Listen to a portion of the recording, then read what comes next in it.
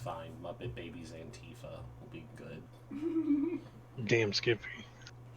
Damn, Skippy. Apparently, there's a remake of that coming. By the way, Muppet Babies.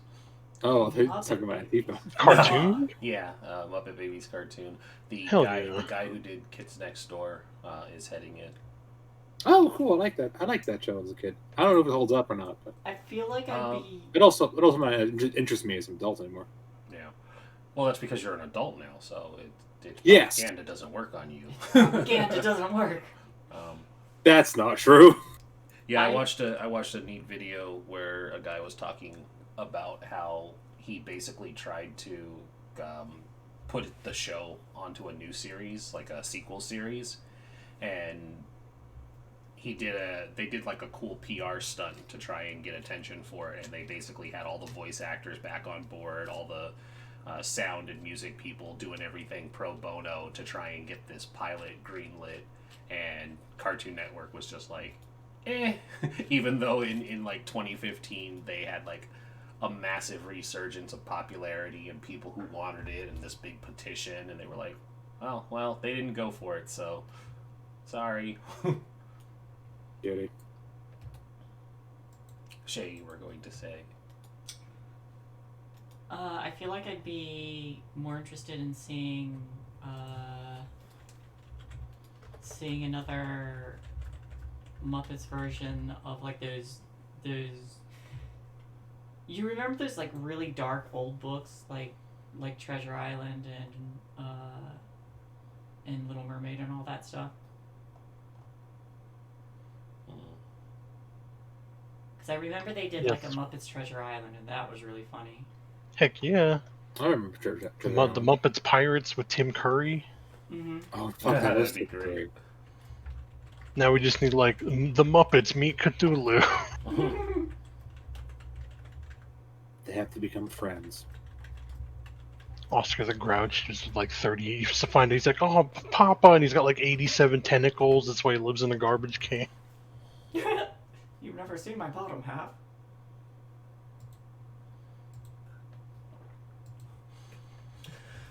Good times, good times. Let's see Excuse here. me. Music. Too busy trolling Alex to be getting my stuff Oh, set up. Let me. Yeah, I saw that. Fucking leave Alex alone. Nah. They know what they did. You know what you did. Repost. It's like you're gonna get shit on. Tell me that's not the face you feel the moment you read that title. Just like, are you? Here's a higher res version. It's like it didn't change much. It really didn't. Hey, those 3 extra Couldn't forget what I pixels. said. Alright. Turn the repeat on. Q. Whenever you guys are live with different games, something like that, I'm always terrified I'll accidentally press the button for accidentally join the voice chat, and I'm just like, I won't ever do that. I've done that 3 times in Dragon Heist, purely on accident. Yeah, I always get paranoid about it. So you don't really need to worry about that because we kind of keep them locked unless it's this one. This one's open to anybody who has those 3 roles. But we have had like a person join in the middle of a session, and it was like they just did the thing where it didn't dawn on them that we're live and in the middle of a thing, and they were like, "Hey, so how's it going?" And doing it. It's like, dude, we're streaming right now. Oh, that's cool. What are you I playing? have done It's that. like- I haven't done that, but I've joined a thing where guys they were recording something, and I'm just like, "Hey guys," and they're like, "We're recording." And I'm like, "Fuck." Oh And I no! left. This person didn't catch on. It literally was we had to keep telling him. It's like, dude, we're recording. It's like you need to step out. And he was like, oh well, my day was fine. And I was like, all right, I'm just gonna disconnect this person from the call. It's like they were not. That's funny. Yeah, and then they were like, did I do something wrong? It was like, bro, we're live and we're trying to do a show. And they were like, oh, I didn't It's like, yeah, it's fine. We don't hate you. Just.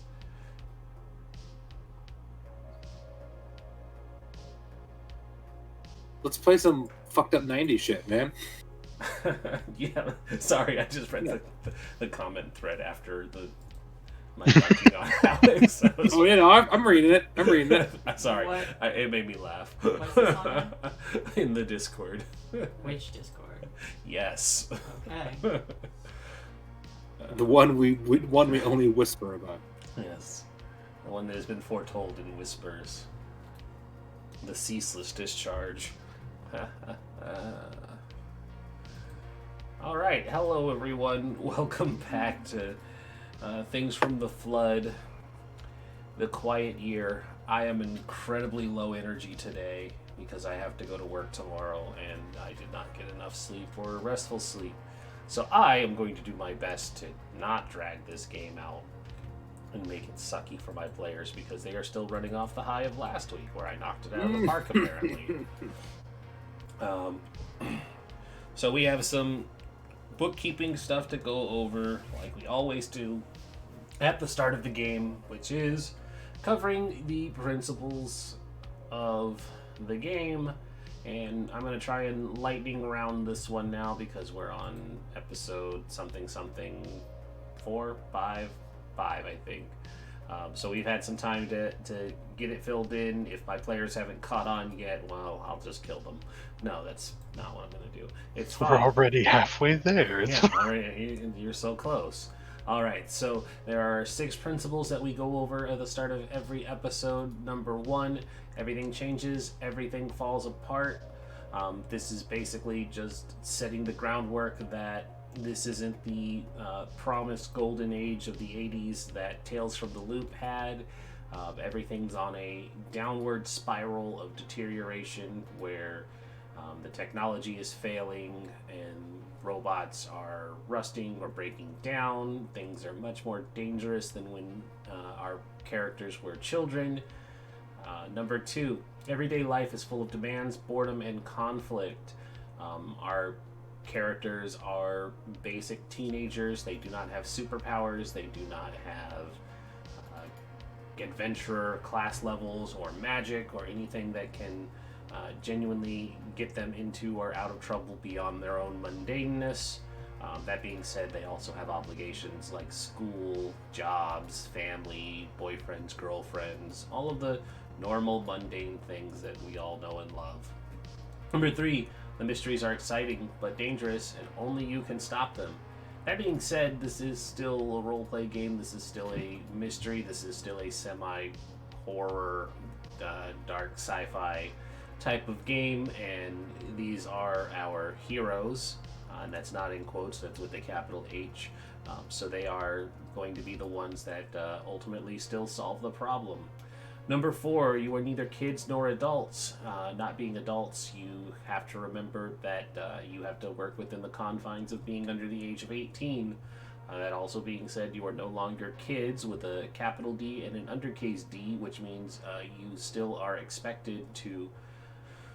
It's a kind of double standard. You're not quite adults yet, but you're not old enough to be unresponsible for your actions and antics. And that being said, in the terms of game mechanics, kids would not die in Tales from the Loop, but you are vulnerable to injury and death in this game.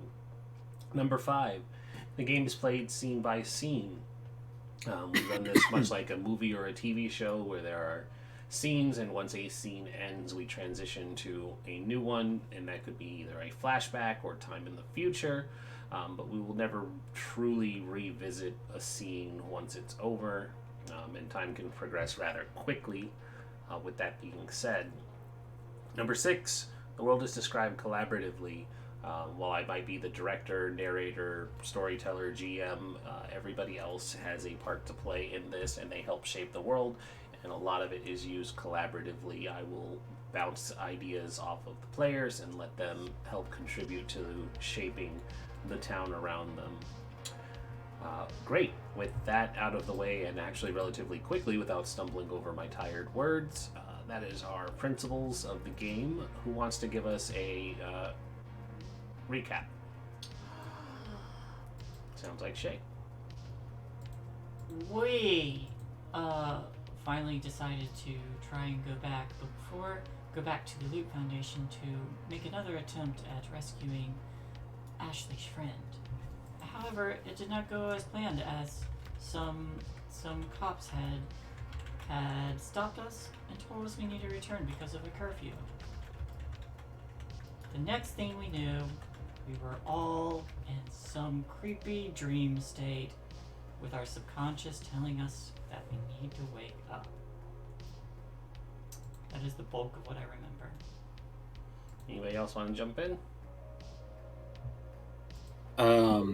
We all had nightmare visions. That was fun. Nightmare eyes. And also, at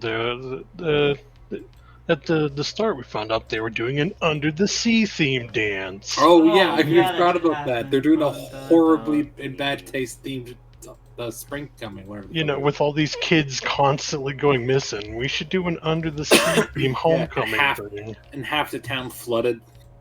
Yeah, the flooded was more of the on the nose, but yeah, kids are missing, so let's have a dance.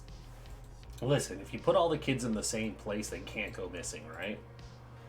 Yep. Exactly. Not like you pull a lever, the floor drops, they all go missing.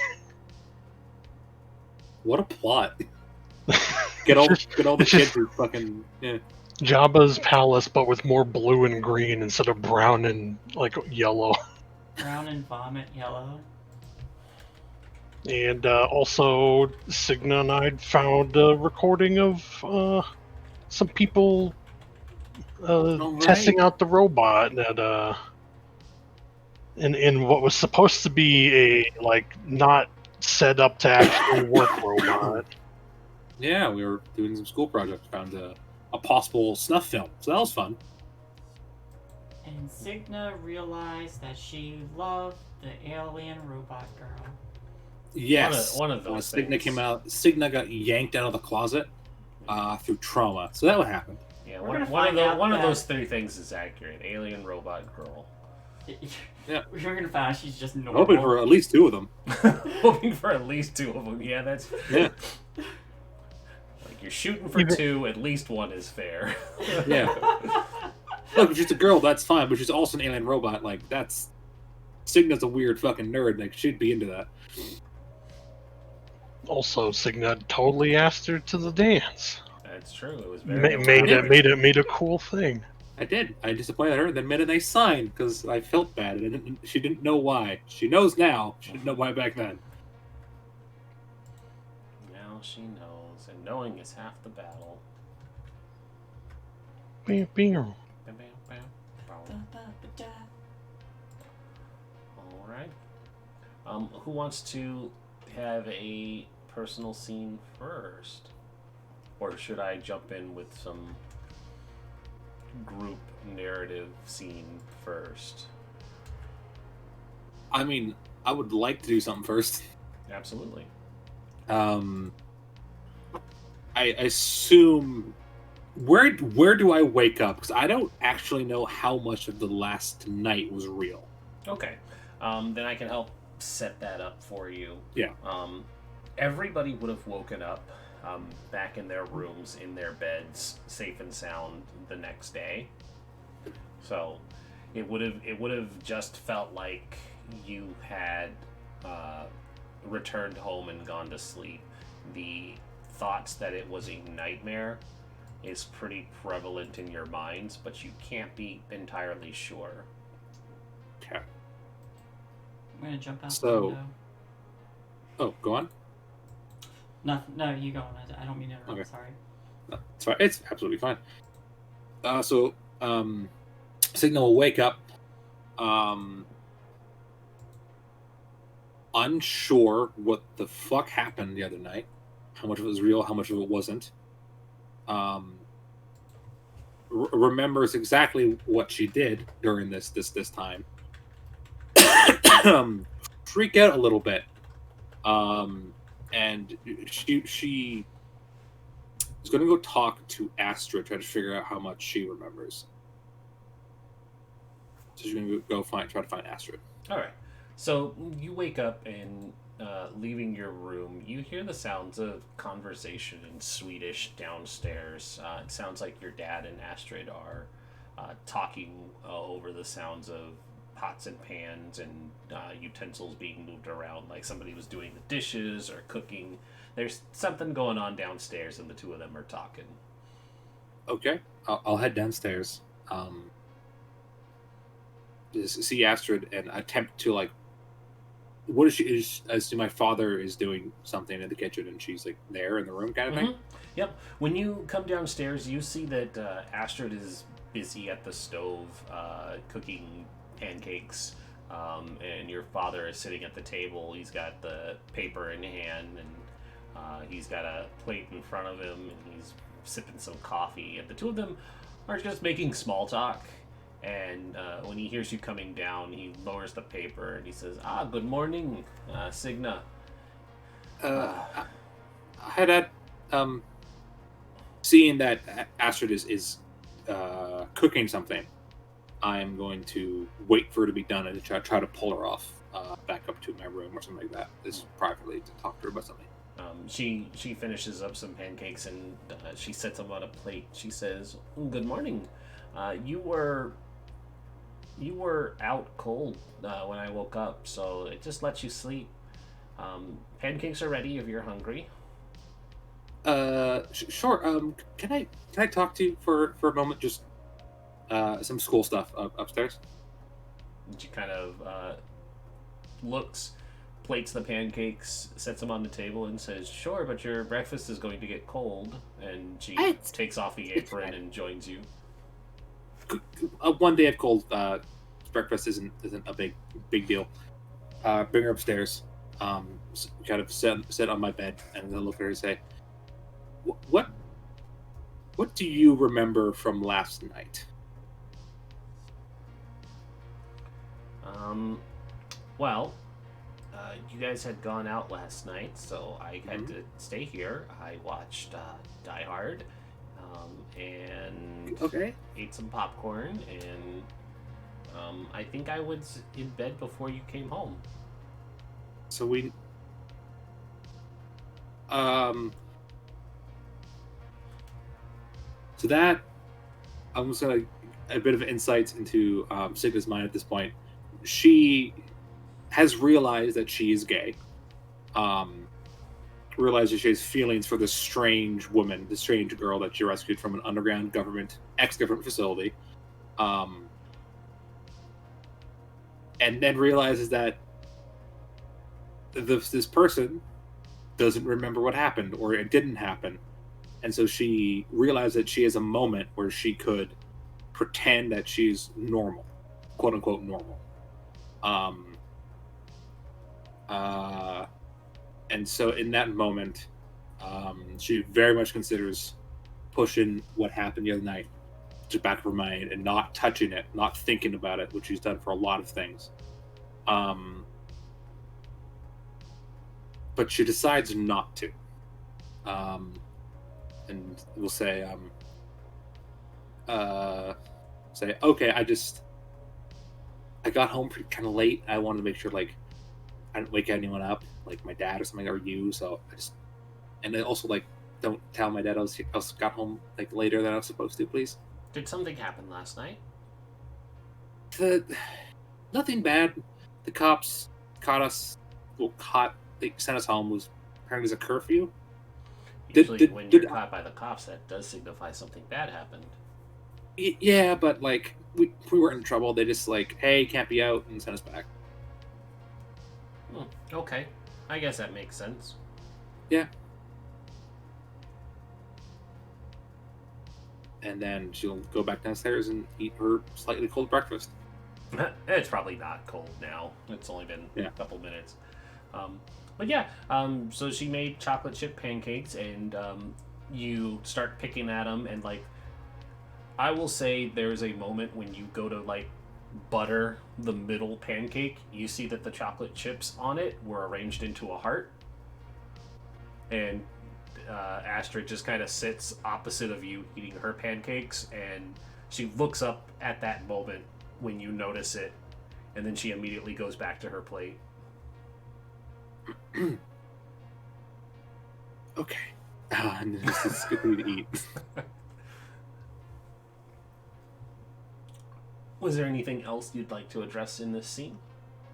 Not really. No, I just wanted to get my bearings, I guess. Yeah.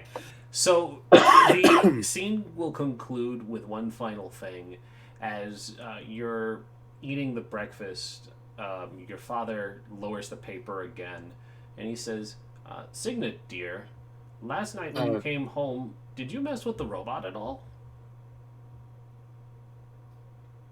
I don't know. Why?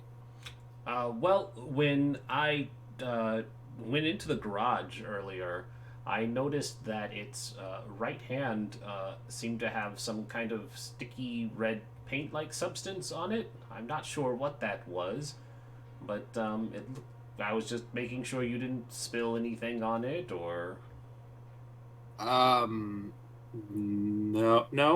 not that I no. I don't. If I did, it was an accident. Damnedest thing, it looked like it might have been blood. A little disturbing, but okay. Exactly, which is why I was... You didn't get hurt or anything last night? No.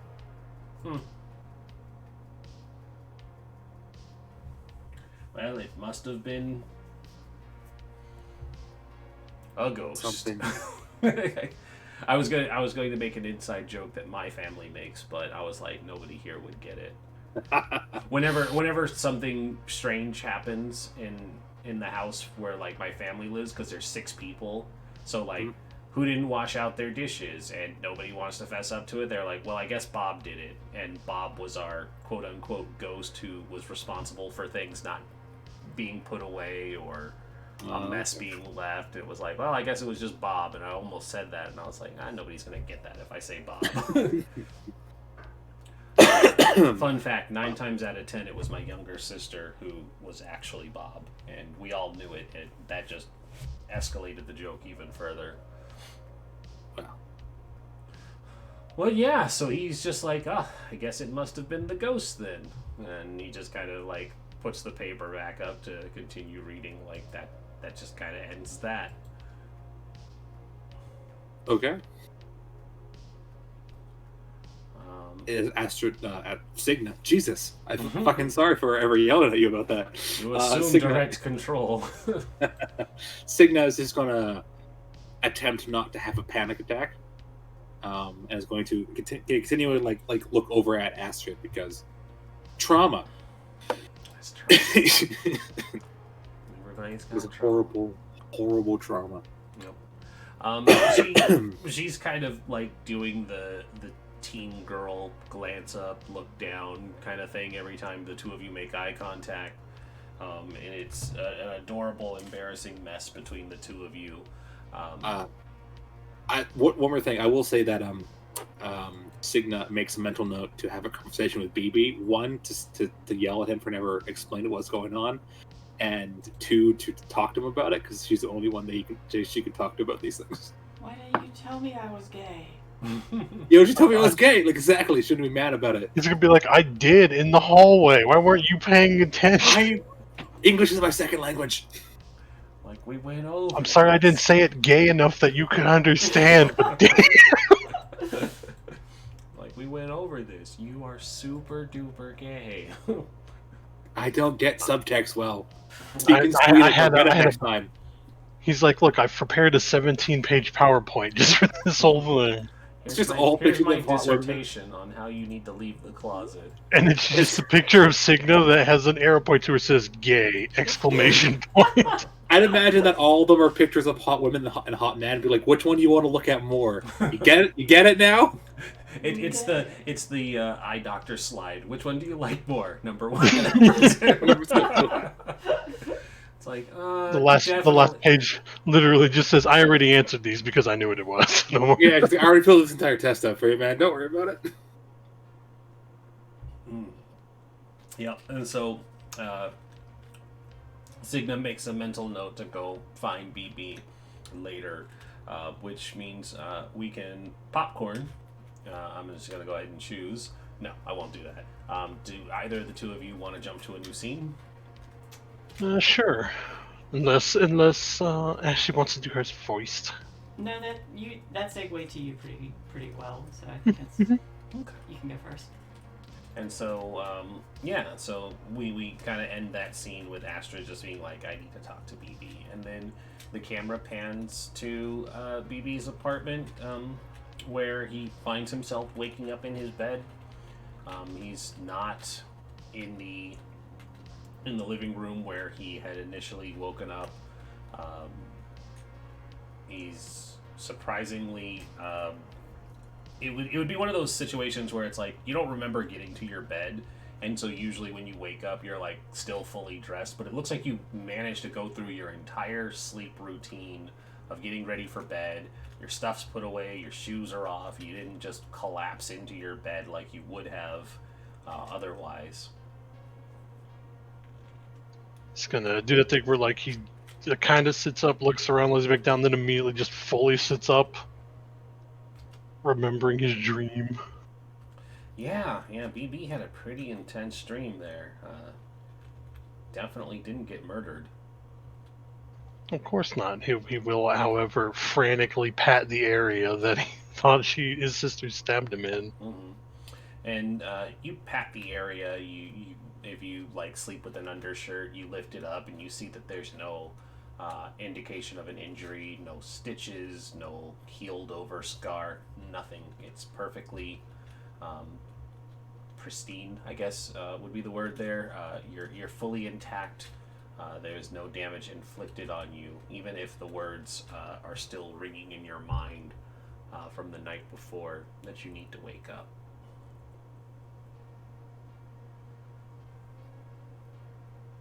And he'll get out of bed, start to get dressed, just kind of peek his head out the room to see if his sister's around or not. You look out there and you see that she is not currently there. There's a note on the refrigerator, and your lunch bag is already made. The note just says, "Early shift, see you tonight." Little post-it note stuck on there.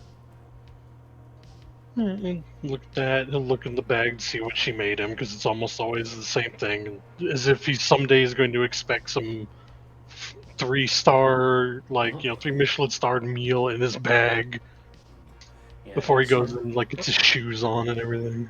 bologna and mustard. However, there is also a chocolate pudding snack pack in Yes! Hit the jackpot today.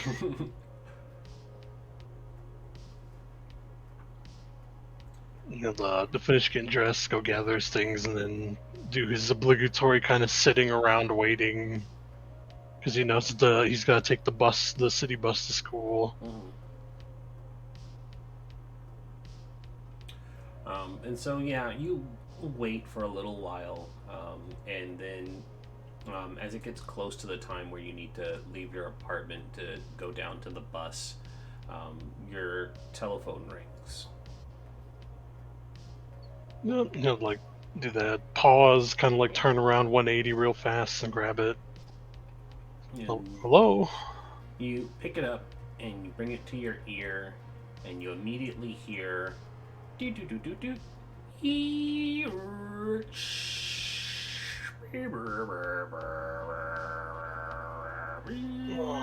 It's like, hang it up. Cause hey, that could be a few things. None of them are great to have pick up on. Mm-hmm. And they hold it up and you're like, oh God! Yep. And it's always loud, it's always jaw rattling, and any kids these days have never experienced the pain of the shared phone line. But I was BB, born in 97, bitches. What up? But BB, being the tech nerd that you are, you do realize that this apartment only has one phone line. So if you answered the phone and you heard dial-up, Yeah, he'll be like, oh, I'll go over to his computer, mm-hmm. flip the monitor on.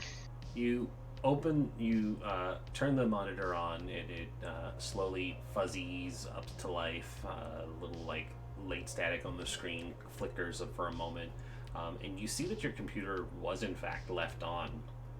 You don't remember turning it on, but there is it's open onto your whatever this alternate 90s version of AOL America Online for you kids. It probably would be something like Crafta Online. Yeah, KOL. Nice. Nailed it. But it's still on. You're still logged in, and there is a message board that's open, and there's a message that had been sitting there waiting for you. It just says bag down. His lunch bag will kind of like half that thing where like you're trying to put something in a bag but you're not looking at it as he's opening up the folder with his other hand. Or the message. When you look at the message, you're surprised to see that there's an entire conversation that had been going on. You don't remember writing any of the responses that you made, but the thread is talking about the missing people, and there are timestamps on it, and the timestamps for the conversation are during the 3-hour blackout that existed in your dream.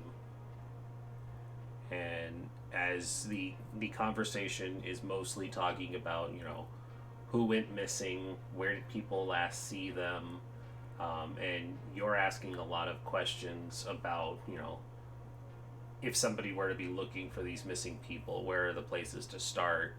A lot of investigatory questions.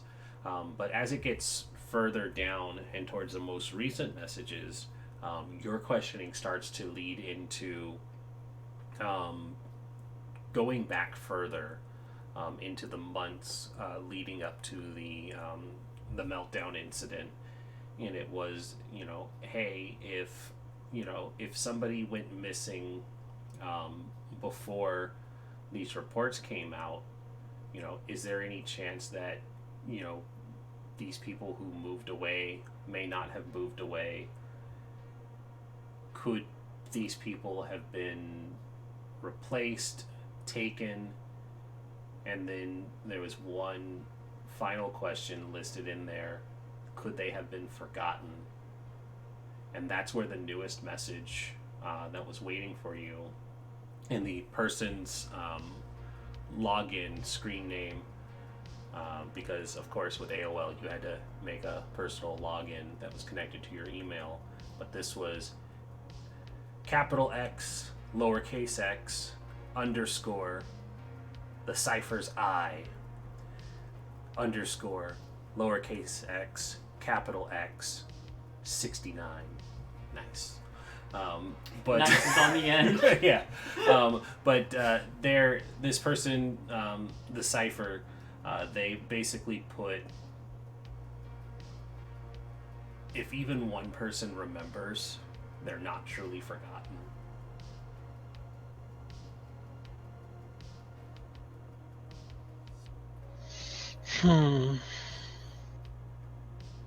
He's gonna look to see what time it is before figuring out if he has enough time to type a reply or not. You could probably swing a quick message. When you look at the message thing as well, there is the little green light next to their name that indicates they are in fact online. He'll just type like really fast, heading to school or heading out. What if you remember but can't remember? And then that's what he'll send before he leaves. And so you leave it open for the message to come through? Yeah. Do you leave your computer logged on? Remembering what happened at the library, probably not. Okay. So you leave this message for Cypher and disconnect from the computer. Do you take any extra steps? Yeah, he's going to disconnect the phone line from where his router is and the power cord just in case. Okay, so you fully dismantle the power source and the connection from your PC, and you make your way back down to the bus stop, and you make it just in time for the buses to arrive, so you don't run any risk of missing. Okay. Yeah, and as he's gets on the bus, he'll take out that old family photo again to look at it, and all he'll say is, "Why can't anyone remember you?" And I think this would be an appropriate time for the camera to be directly over BB's shoulder. And BB, do you think it would be a good time for the audience who would be watching to see what's on the picture, or are we still keeping it a mystery? Yeah, I think it'd be fair. Okay. Go ahead and tell them what's on the picture that BB's been carrying. It's that first one he was looking at where, like, when you kind of see it, you just see semi decent, it's like a big family, and with him just kind of staring at it, it's a picture of his mom, his dad, himself, and two sisters, not one. And for context, for people who might have seen our previous season of Tales from the Loop, as the camera pans over this, we see a picture of the Buxley family. William Buxley Sr. standing next to his wife, William Buxley Jr. with his goofy bowl cut, and his two older twin sisters standing next to each other. And the bus makes its way to school.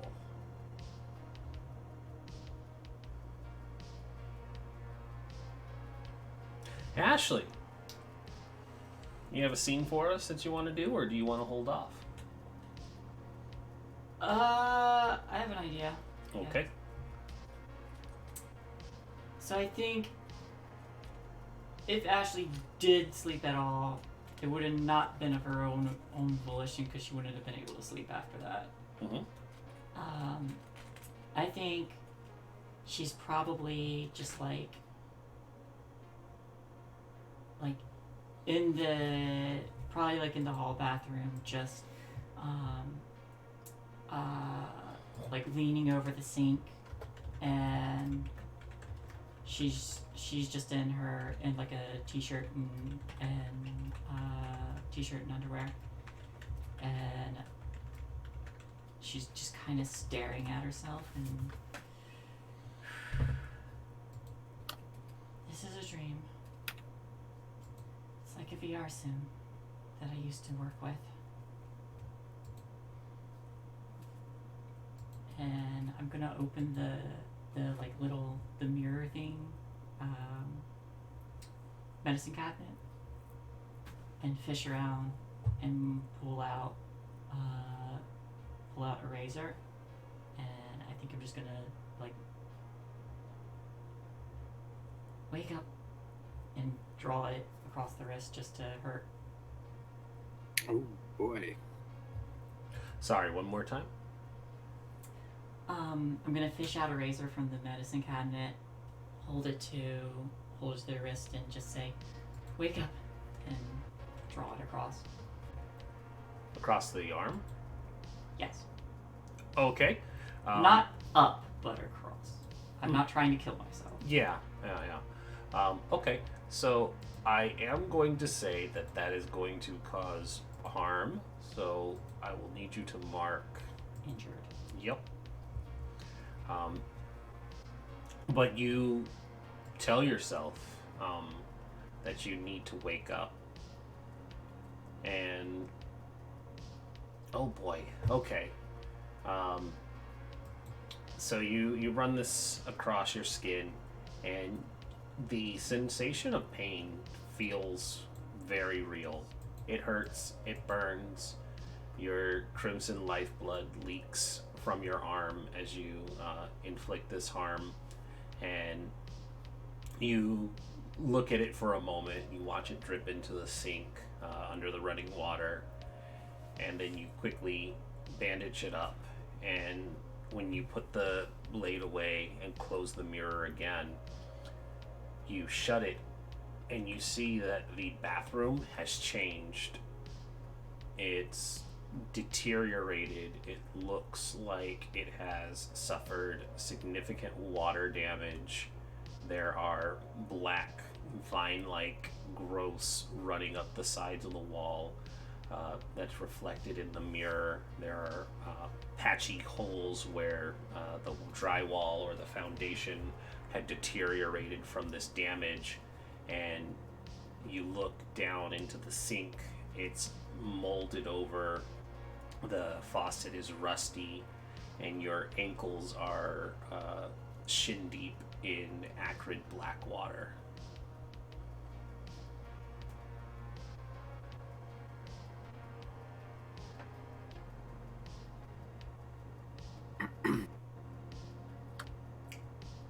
I think I remain still for like a really long moment before I start to move. I'm gonna like back away, still like clutching my wrist.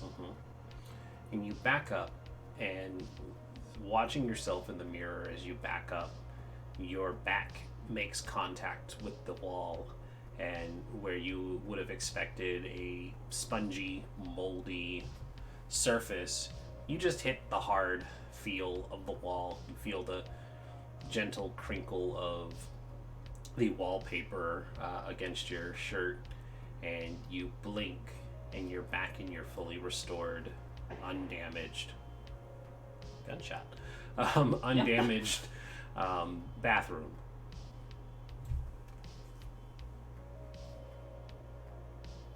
My bandaged wrist still has a little blood streak in it. Apologize to anybody who can hear that alarm going off. I hate our neighborhood. You look at your bandaged wrist. It is injured.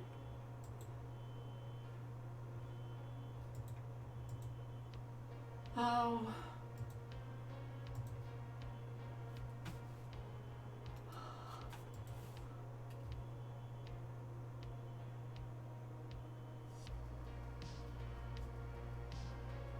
I'm gonna put my hand on the wall and feel it again. And you touch the wall, and it still feels normal and unchanged.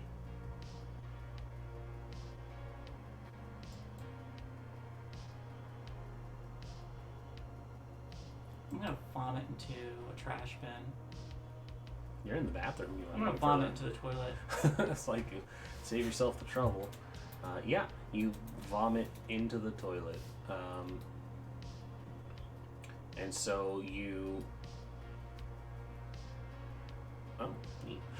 You vomit into the toilet, and you upchuck, not much, because you're coming off the early morning. You haven't eaten breakfast yet, so it's a lot of dry heaving and whatever contents remained of your, possibly a late night snack or remnants of dinner. But there's not much, and it's probably a little painful upchucking the last remnants here. I really hope I'm not hanging over a rusty toilet. Mm-hmm. That would be awkward.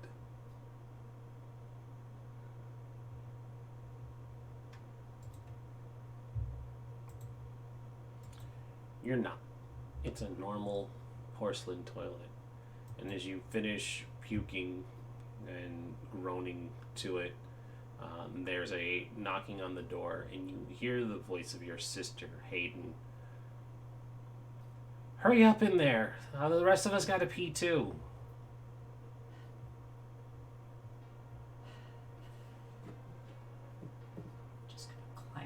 I'm just gonna climb to my feet and start running back to my room, holding my wrist.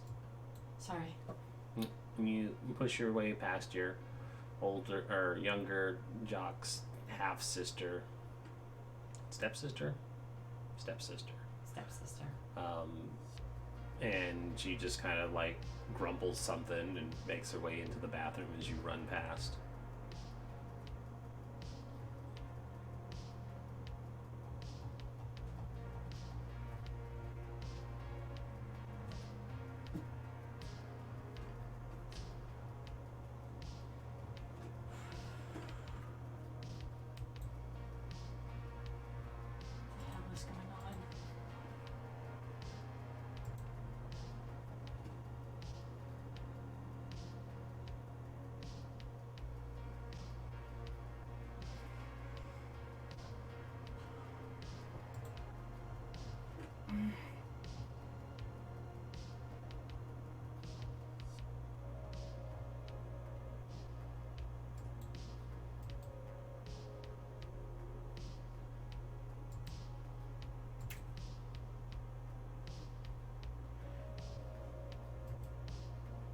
think Ashley has no idea what to do because I have no idea what to do now.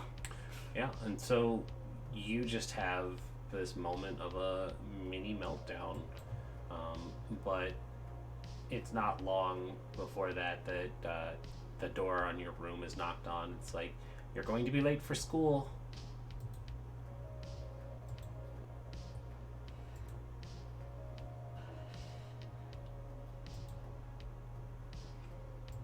I'm gonna open the door, just like peek out.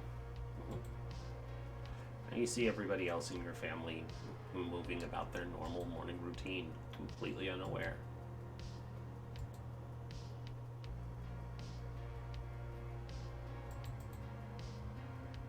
I'm gonna get dressed.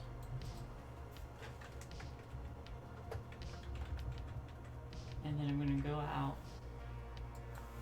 and probably just like watching them with like I'm watching ghosts.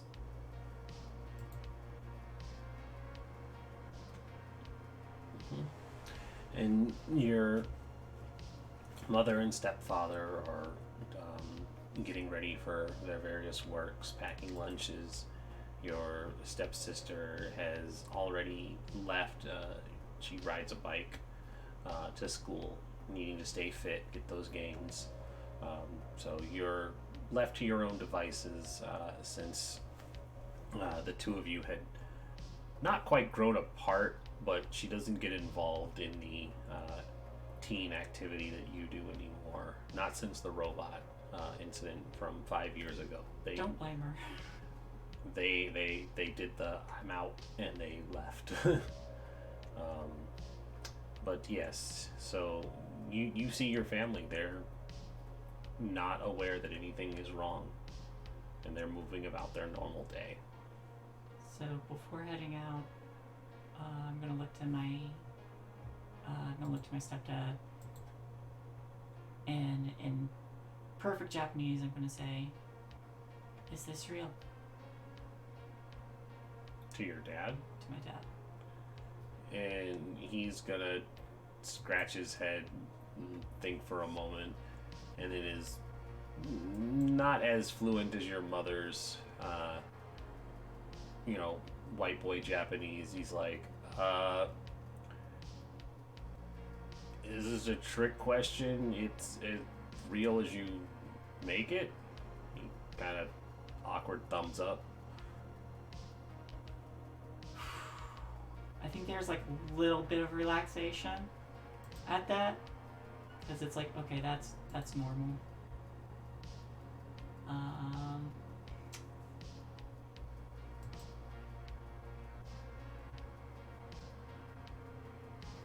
Sorry, I switched back to English. Sorry, I'm just not feeling very well. Did you want to stay home today? We can call the school.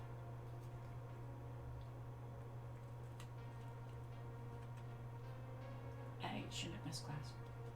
Well, alright. Then you better get going. Hayden's already left.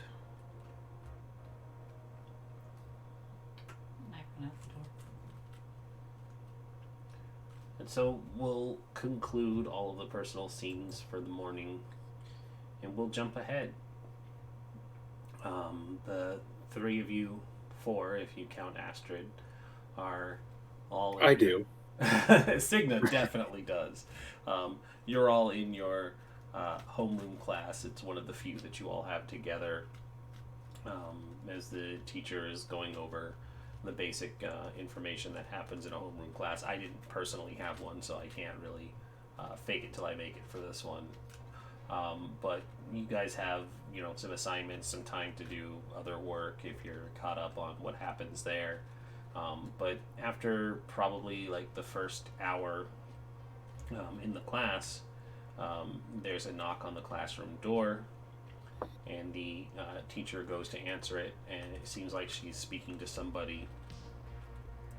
And then she steps back and she says, "Well, this is truly a surprise. Everyone, if I can have your attention, we have not one, but two new foreign exchange students this year. And she says, everyone, please welcome our newest student. And she gestures, and in walks a redhead with glasses and green eyes, dressed in like a large sweatshirt that kind of is too big for them because they're only like 5'2", and they step forward rather awkwardly, and she says, "This is Rindis Larusio from France. Her family is from southern France, but she had been living in Paris until transferring here." And in surprisingly good English, she says, "Actually, I've been here before. I was in the exchange program during middle school, and I'm just back to attend this year as part of the continuing program. So you don't really need to go over much of this. My chair falls over as I stand up. Yeah. I'm making hard eye contact with Ashley the entire time. I look abjectly terrified. Oh yeah, so of does what's Signa. going on. Mhm. Yeah, even BB, you recognize this girl. This is the girl that Ashley had gone to find in our first episode and didn't show up. But you do know her. She had been around kind of off and on more in the summers. She had a good friendship. BB would know that the friendship extended a little bit further with her as well. BB just surrounded by lesbians. Lesbians is probably not the right word for Ashley, but yes. Fair enough. But yeah, BB is kind of outnumbered this time around. The first season of Tales from the Loop, it was a little more even playing field, but We gotta get him. We're gonna find him a girlfriend. That's fuck this mystery. We're gonna find BB a girlfriend. Or boyfriend. I don't know what he's into. listen, there's a cute goth that knows how to make cinnamon rolls. That is true. There's a cute goth. BB does a thing where he looks at her, does it, and immediately fishes out one of those the pictures that Ashley wanted to put up. Like, Yeah, I've assumed we know what she looks like from like Ashley talking about her and like the posters. So we're like, oh, It's a dead shit. it's a dead ringer for the people who know her. It's a dead ringer that this is the girl, and for anybody who Signa, who got a description, it matches. And I saw the pictures. I helped put a poster. yeah, that's what I mean. If you you may not have met her, but you are able to make the logical leap that this is exactly who it is. Name, description, picture, all of it. And Ashley is on her feet. I need to roll an empathize because I have questions. Mm-hmm. 1 success. 1 success. You have 2 questions for me. Would you like to roll an empathize as well, Signa, because you were looking to Astrid? To Ashley, you mean? No, to you, because you said you were looking hard at Astrid. I was making eye contact with Ashley. Oh, like, looking at her, being like, "What the fuck?" Gotcha. But I will make an empathize check to see what she's feeling. Sure, why not? I'll start with Ashley first then, and then jump to yours, and I'll let her answer those. So this is very important. Mm-hmm. Before, didn't Rindis have a very obvious French accent? Yeah, she still does. So she still has the French accent right now. Mm-hmm. But she was speaking good English. So like, yeah, they still speaking. She still got the accent. What I was saying, where I was trying to establish when she answered in really good English, was that she's not like a foreign exchange student who doesn't speak any English. It's not her first time in America. She knows how to communicate. She's been here before, and she was clarifying that it's not her first time here. But her accent is still there. All right. I mostly don't want Phyllis to make fun of me for not having her speak in French. Yeah, because I would. Yeah, exactly. Yeah. I'm not a good person. We all know this. We all know this. Yeah.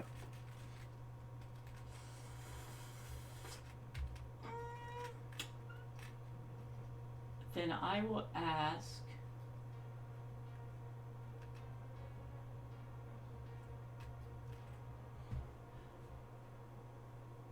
Now, am I limited to just these questions?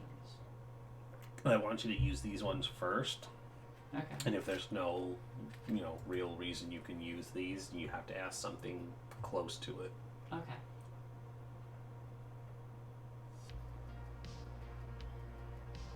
Because it does say you get to ask 2 questions, such as. Yeah. So you can kind of ask questions like it, but it doesn't have to be if you don't have anything that works off of I these. guess kind of going off of what does she want? Like, why is she here now instead of when I was supposed to meet her?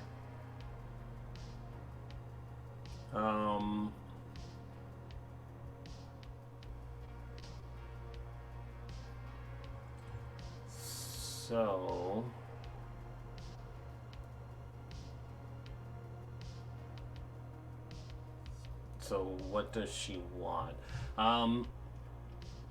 You get the feeling just from looking at her, because you've only had a brief moment to process all of this information. This looks like a girl who has arrived as part of the foreign exchange student program. So her intention is to be a foreign exchange student.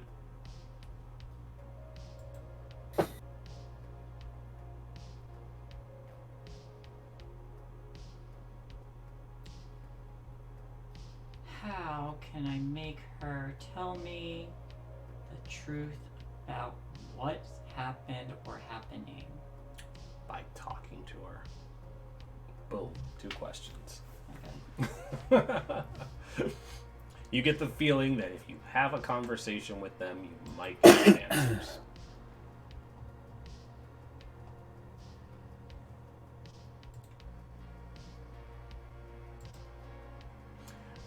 As that is all happening, Astra, do you...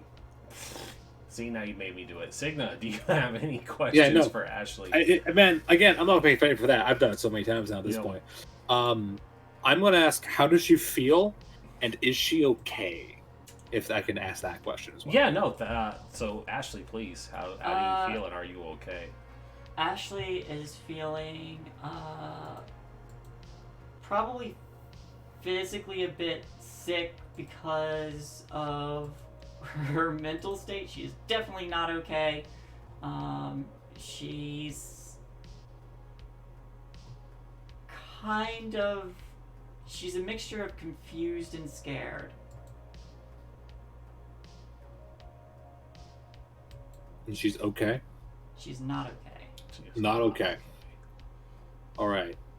That's what I wanted to know. Yeah. So Ashley is visibly panicking. She's stood up, her chair falls to the floor, and your teacher looks at you and basically says, let me turn back. Miss Preston, please contain yourself. We don't act this way in front of new students. Be respectful. And as she says that, she says, I apologize for that, Miss LaRussio. Please, you can take a seat wherever you like, and we'll get you acclimated. And the new girl nods and says, thank you very much. And her eyes kind of zero in on the 3 of you. She kind of looked from BB to Astrid to Ashley, and then she looks past Ashley and locks on Astrid and starts to walk towards the group of you. Boys, BB glad he wears contacts instead of glasses now. It changes eye color. I mean, his eyes are red, so he's clearly the robot. If Ashley's still standing, Signa will go up to her and be like, and try to sit her down. Register the teacher talking to her. Yeah, I'm gonna put the chair up and kind of put my hands on her to see if she's see how she reacts, and try to put her down in her chair, being like, we can We can panic later. Do what I do. Panic later. We could panic at the disco. We panic at the disco. Yeah. Wait a week Just and go panic the at the dance. homecoming. Yeah, the homecoming anywhere really. Yeah. Ash, I always say, fuck, Cigna's pretty happy about this. She doesn't have to go back to that fucking place. She's okay, we think, maybe. You don't need to go back. Why would you need to go back to where why you did you go already back? are? Yeah, exactly. We're gonna try to physically sit Ashley down. If you start pushing down on her shoulder, she'll reluctantly sit down, but she does push her not break gaze with Rindos. I'm gonna kind of get a little closer. People kind of over here and be like, "It's okay. You're fine. You're safe." I'm trying to say reassuring things just to calm her down. I don't know how well it works, but I don't think a lot of what you're saying is getting through to her. she's just trying to say words that sound. No, yeah, Great. she registers you talking, but she's... Yeah.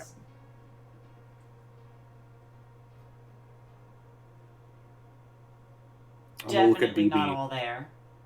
Oh, for sure. I'm gonna look at BB and just be like, eyes wide, just like, what the fuck is going on? You see him like he's like pointing at the like the picture of her, and then to her like I know. he just mouths through. I thought she went back to France or was stuck there or something. I don't know. I'm panicking too. I'm freaking out. Also, fuck you, by the way. What the hell did I do? We'll talk about it later. Our friend's having a panic attack. And as you guys are talking through this aside, the rest of the world hasn't really slowed down. So as you're whispering quickly to each other, there's just a quick, is this seat taken? And she gestures to a seat that is next to, it would be a seat that is beside Astrid, and in between Astrid and Ashley. No, go right ahead. And she sits down and kind of smiles friendly, gives a friendly smile to the four of you and just says, "Hi, I'm Brindis LaRusio. I'm new here. I hope we can be good friends." I'm gonna Hello.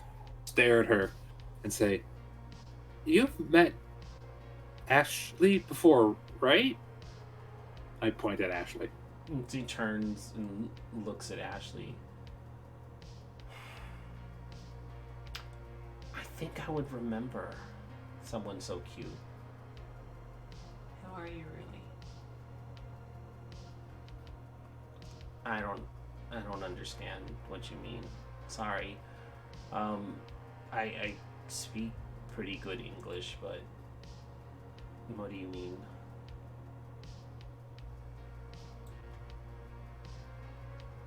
Where were you all this time that I was supposed... What happened after the airport? Where did you go? What the hell is going on? I think you might have me mistaken for somebody else.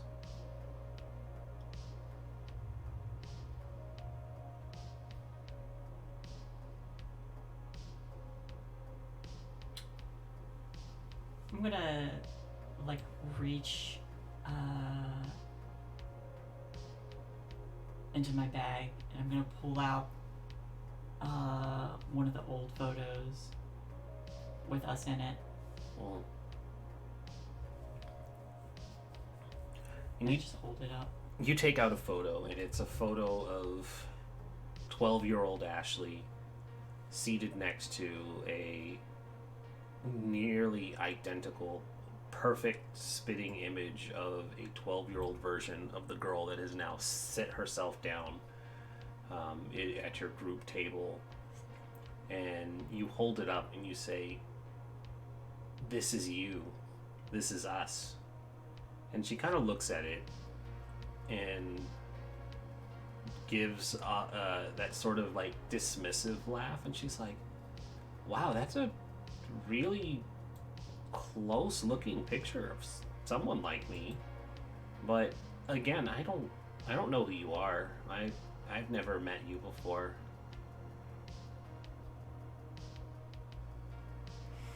I need to make another empathize. Mm-hmm. Would you like to push? Fuck. Kind of. Mm-hmm. I would suggest angry. Well, there's an upset. Yeah, that one. Angry is part of being upset. Yeah. Nope. Oh, really? Okay. So yeah, you look at her, and I will offer the role to Signa and BB as well, if you guys want to check something. Because I'm not going to give it away, but there is something that might have been picked up on during the initial conversation and what's happening now. Sure, I'll make an empathize. Woo! 2 successes. Okay. BB? Eat my Swedish ass, fucking. Don't tempt her. She might. She will. Alright. Well, So it's missed by BB. she's taken. So I'll give you the 2 questions. With the 1 extra success, I will go ahead and tell you a bit of information as insight for the extra kicker. When she's saying that she doesn't know who Ashley is, never seen her before, something sparks in your mind. The hairs on the back of your neck stand up, and even though you've never met her, you're a pretty deductive person, and in your back of your Signa's mind, you go, wait, she says she's been here before. She said she was part of the exchange program in junior high, and there's only one junior high school here. So even though you're a foreign exchange student, just through your friendship with BB and Ashley, that Ashley has been here basically her whole life. So she would have gone to that middle school, and knowing what you know as well, you could have caught her in a potential lie, because she said she's been here before. Okay. So my 2 questions for this, there's really only one I want to ask, and I want to sort of preface this question. So the question is she lying to me? But I simply want to know, is she like actually lying to me, or is she telling a lie because she thinks it's the truth? Okay. And I'll use both my questions for that. If I can, I'll spend my other question to get a bonus or whatever the fuck. So the second success was used for that insight. So the 2 questions here, is she lying to you, or does she believe what she's saying is the truth? I'm going to treat that as 1 question.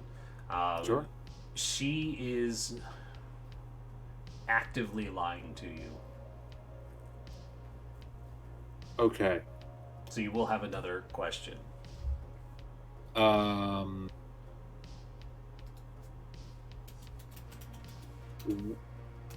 What does she feel in this moment? What does she feel like? Is she like defensive? Is she? No. She doesn't realize that anybody has caught on to what she says. She is basically having this conversation with your friend, and she hasn't really revealed much else. But you're perceptive enough to immediately see through this ruse. Okay. I'm going to, in Swedish, sort of under my breath, trying to figure out what I was going to do. I'm going to call her a liar. And look at Ashley and be like, how do I do this? Because it's very complicated. It's a very, very precarious social situation. She's not quite sure how to navigate this. Astrid, in Swedish, says back to you, we should ask to go to the bathroom.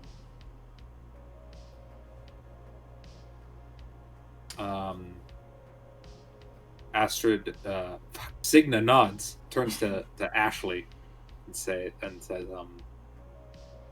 "Hey," kind of looks at BB and be like, "Can't really bring you in this one." He gives that like, I understand. Yeah, Nod. kind of look like, I'll fill you in later. We'll go to Ashley and say like, "Hey, do you want to head to the bathroom for quickly?" And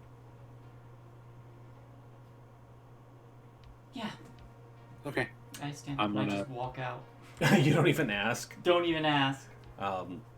So you get up and you start walking, and the teacher says, Miss Preston, where do you think you're going? I have to throw up. And she immediately is just... actually, no, make me a charm roll, because... No, do not make me a charm roll, because you had a minor helper earlier. She probably picks up that something is wrong, and it's just like, oh, okay. Anybody else trying to leave is going to need to make me a hard charm roll. Sure, me and Astrid, or I know for a fact me, will set up and be like, I want to make sure she's all right, and then I'll make her try. Yeah, and so she is very much just like, you know what? No, that's fine. She looks like she was in distress. If there's anything wrong, immediately report back. Of course, absolutely. And so you and Astrid get up and make your way out to the bathroom. The camera lingers on BB sitting there at his desk near Rindis, and she's just kind of staring at him now that the others have gotten up, and she's like, well, that was awkward. Yeah, tell me about it. It's been weird last week. Also, hi. Hello again. Oh shit! Friend of a friend. Start shifty eyes like. Actually, yes, I do feel like Clash at Demon Head starts playing. It does now. Friend of a friend, I knew you when. Yeah, and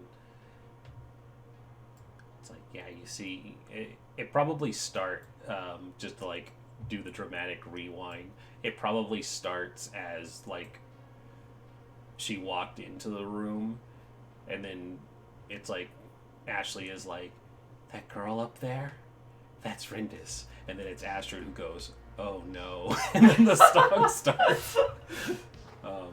But yeah, not quite time for a break yet. Okay, so yeah, she basically says it's good to see you again. That kind of implicates Sigma's suspicions, even though she wasn't there to convey it. And BB just like, again. And there's some internal screaming probably going on. He's like that. I don't know what you mean, but it's really nice to meet you. And she lowers her voice and she just says, William, you don't need to pretend. You hadn't moved away yet while I was still there. Then why did you say you didn't remember her? I have my reasons. You know, I'd be upset, but I'm doing the same thing to her, so I have no room to talk. Yes, we're both liars, aren't we? I'll kind of have to be, given what happened. I've already been run out of this town once. I don't need it to happen again.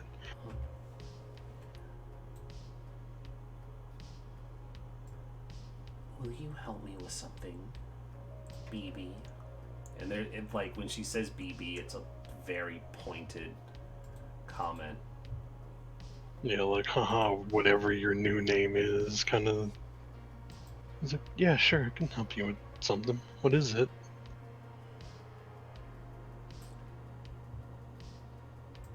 That girl has something that I need. And I want you to help me bring her back to the loop. Are we in a dream? Not a dream. To bring her back? Who? Sigma? No. Astrid. What does she have that you need? You don't need to know about that. Just I need help getting her back before it's too late. Well, I can't make any promises given that I'm pretty sure next time I go back, they're going to shoot me, so... They're not going to shoot you, baby. I'll make sure that you and the other two are protected.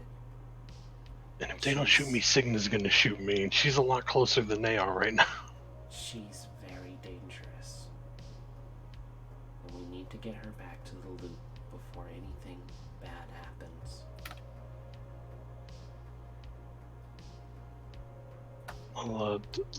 Let me think about some stuff. Alright. But Because they're probably all freaking out right now about you not remembering her, but saying that you've been here before, and... just think about the offer. If you help me, Kraft is going to be very willing to help you as well. With what? With what you're looking for.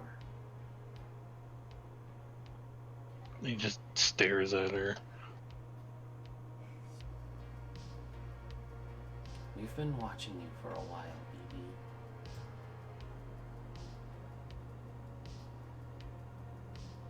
We know how to help. If you help us, they'll help you.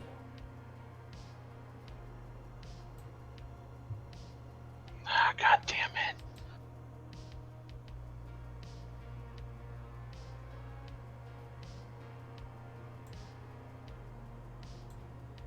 It's gonna take out, looks like a really old, like, worn down notebook and just open it up to about 3/4 of the way through where there's a bunch of writing and it just stops and he's gonna start writing new stuff in it.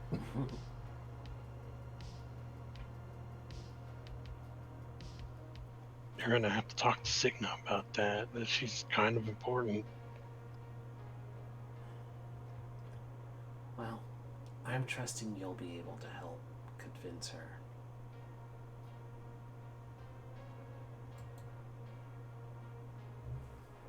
And if It's in everybody's best interest that we get her back to the loop. And if nobody can? If I'm not successful, then Crafta might get more desperate. Or what they fear will come to pass, and the Buxley incident will feel like a drop in the bucket compared to what happened. When Monch says the Buxlins and he like visibly winces.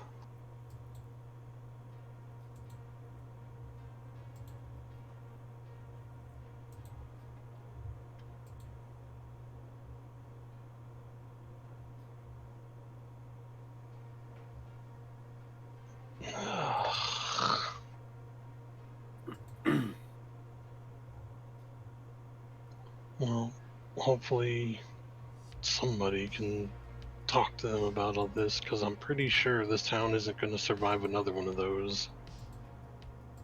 No one will. What's coming can be stopped if we manage to bring her back.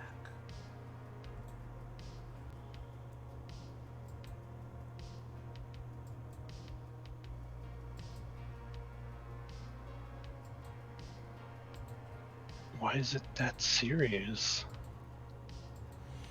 She wasn't ready to be released, and you all let her out.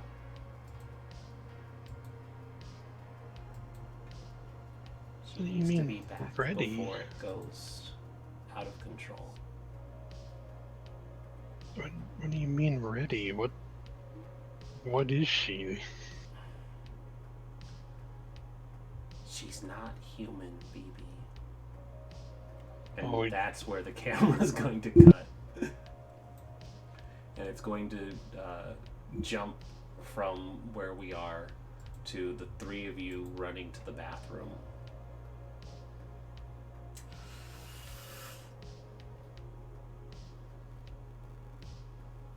Same thing. I just kick open the door and lean over a sink Did she actually vomit? and vomit, yes.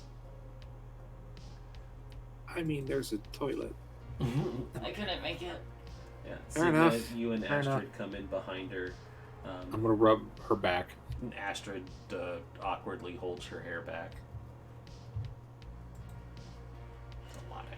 Okay, that admittedly She's not was she's not real, she's not real. None of this is real. This a isn't lot. real. okay. Okay.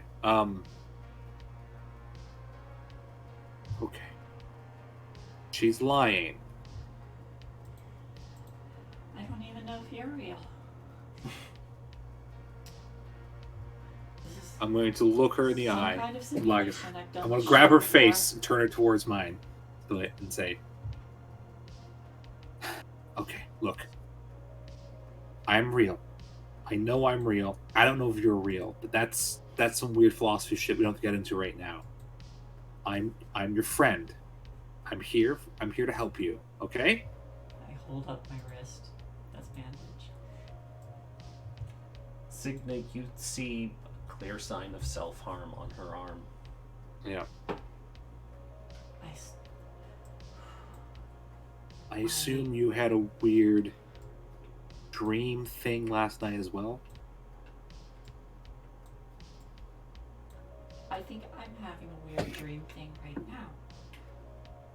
I'm gonna make I some guesses. Saw Go on. I saw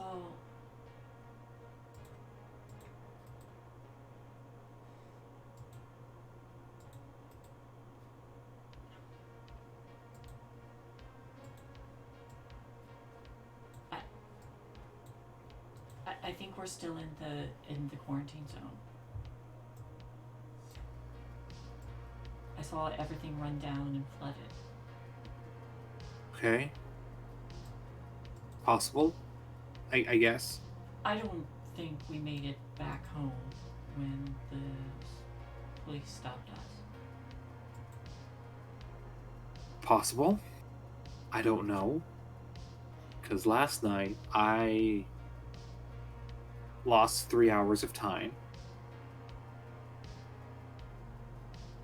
Then, but I before saw that, this. I saw this morning, not in that 3 hour period where it's just blank. okay. But mine wasn't blank per se. I saw something real weird, freaked me out, and then I kind of look over at Astrid. My face turns bright red. Was, and then I was told I need to wake up.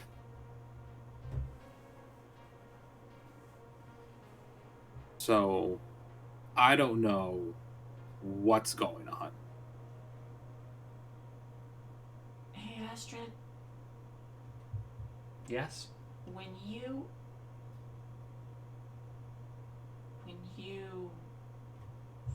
first awakened, when you were in that vat, Mm-hmm. did you have anyone saying you needed to wake up? No. No, nothing like that. That's strange. No, my first memory when I was awoken was seeing Signa on the other side of the glass. She didn't really tell me to wake up, but I kind of got that feeling, if that makes sense. I'm just gonna put like my palm over my injury again, and I'm just gonna start to press down on it and see if things change again when I start feeling the pain. So, Signa, you see the bandage start to soak through red.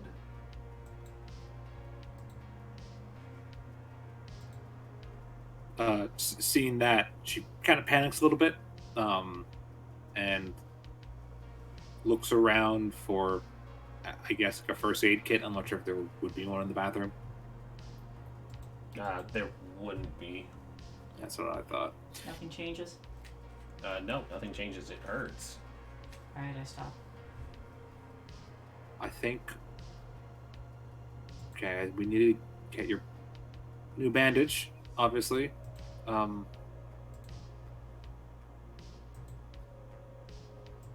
I don't know what's going on, and I'm freaking out. But from what I know, Rindis is lying to you.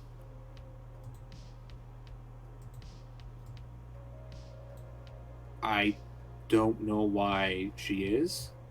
I don't know what's going on. But She wouldn't. I'm not lying to you. She wouldn't lie about something this important. I don't think that's her. She knows who you are, at least. She does know who you are. So does Crafta. Yeah, she does, Crafta.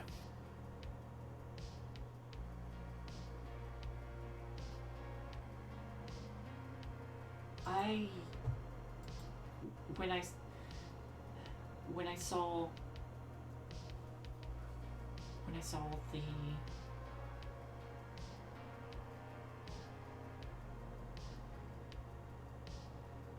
saw the everything flooded and run down, I was standing in black water.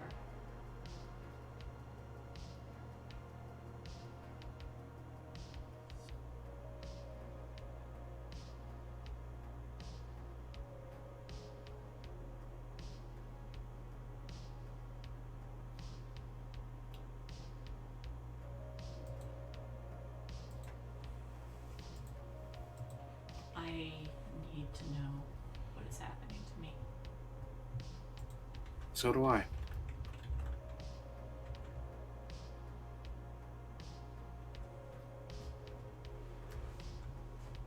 Let's find out together, okay? And I would ask that no more suicide runs.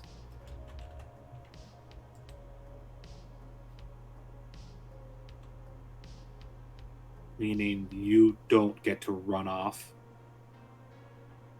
and try to break into Crafta by yourself. We do this slowly, we do this carefully. What do you suggest? I don't know. But I don't think you putting on a lab coat and running in there is gonna work. Chances of that being successful were, well, it was slightly under 50%. There was a chance that it could work, but not a complete failure either.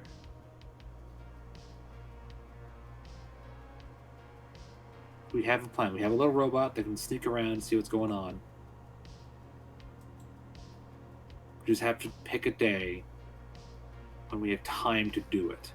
Maybe the weekend or something. What is today? Today would be a midweek day. I think we already covered a Monday or Tuesday last week. Yeah. You guys tried to go out on a school night. So it's probably a Wednesday or a Thursday. Okay. So I don't want go to on. wait 2 days. Well, if we go out again and get stopped by the cops again, that's going to be bad. But if we're Saturday just being out and about, they're not going to stop us. We can be careful. We can take it slow. And if none of this is real, who cares? We're not in danger. We're all fucked anyways.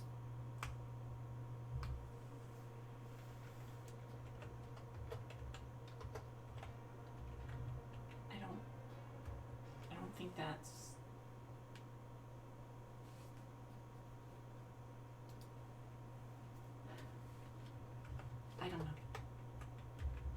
I don't know either. I can't wait knowing something is wrong and that things are happening. I don't. I also can't I'm use standing the car again. in what? I can't use my. I can't like we were using my dad's car. I can't get that again. It's the day after. It's gonna be weird. We can't raise suspicions. We have to be careful. We have to be slow. It sucks. I want to So get why out there don't and we figure this out. walk? What? Why don't we walk? Because they're gonna get stopped with the cops again, and I don't want to get in their car. You're not gonna arrest us for walking. No, stop us if we walk. If it's late, absolutely. So then we don't do it late.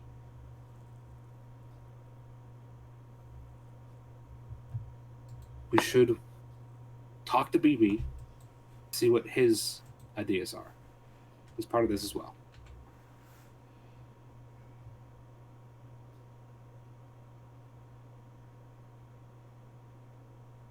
We can't keep delaying.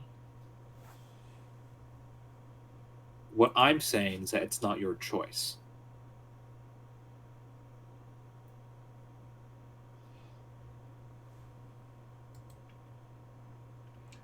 When Signa puts her foot down, the lights of the bathroom start to flicker. And Oh, what? the lights of the bathroom start to flicker. I was reacting in character. Don't worry. Oh, sorry. No, it's fine. They flicker, and it's that kind of like the power is fluctuating flicker. It's a couple of quick flashes, then it darkens for a moment, and then it flicks back on. And when it flicks back on, both Signa, Astrid, and Ashley all see what Ashley had seen before. The school is in a state of decay. There are the inky black vines growing up along the walls where they're not molded over or crumbling from water exposure to concrete. One of the light fixtures is hanging loose and broken. The mirror is smudged, dirty. A couple of the other ones are cracked. The sinks are filthy and rusted over. And the three of you are ankle deep in gross, acrid black water. And then the lights flicker again, and you find yourselves back in normal. But Signa, you've seen it now. And I'm just staring at like both of them, Oh. and like, and I'm just like deadpan staring. They did something to us. What if? This is a theory I had, but now that Signa's sort of seen this, Signa's put a similar thing together. What if we've been in the vat? We've been like not here for longer than we think.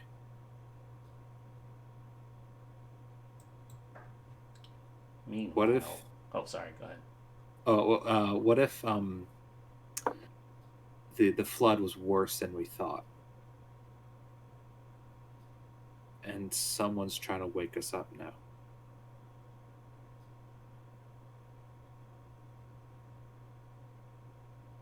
I'm gonna let that hang. Meanwhile, BB, back in the classroom, Rindis has told you what Astrid is. And as she gets done explaining, BB's eyes are wide with shock and amazement at how unreal it sounds. But then the lights of the classroom flicker, and she looks up and she says, "It's happening more frequently now because of her." And as the lights flicker, everybody else in the classroom disappears. You and Rindis are seated and rusted over broken chairs and desks. The classroom looks destroyed. Your feet are in ankle deep black acrid water. And she looks around and she says, "It's only going to get worse the longer we delay." And then it flickers again, and the lights go back to normal, and the classroom is occupied again with the normal students. And she raises her hand and she says, "I need to go to the bathroom. BB's also not feeling well. He needs to go to the bathroom."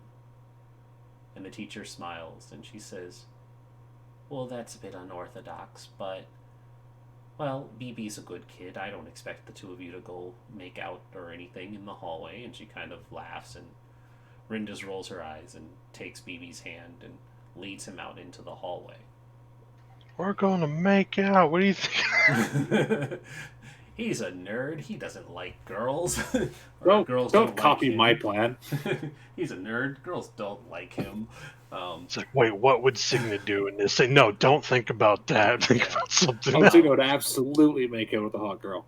Yep. So the two of you exit the classroom, and I'm gonna, just for the sake of getting to a point where we can stop, the three of you in the bathroom are also coming out of the bathroom at the same time that she's pulling BB out, holding his hand. And as the five of you converge in this area, the lights flicker and the hallway transforms once more. But this time it's much worse. And to set the mood, forgive the 8-bit, but I'm not paying the copyright.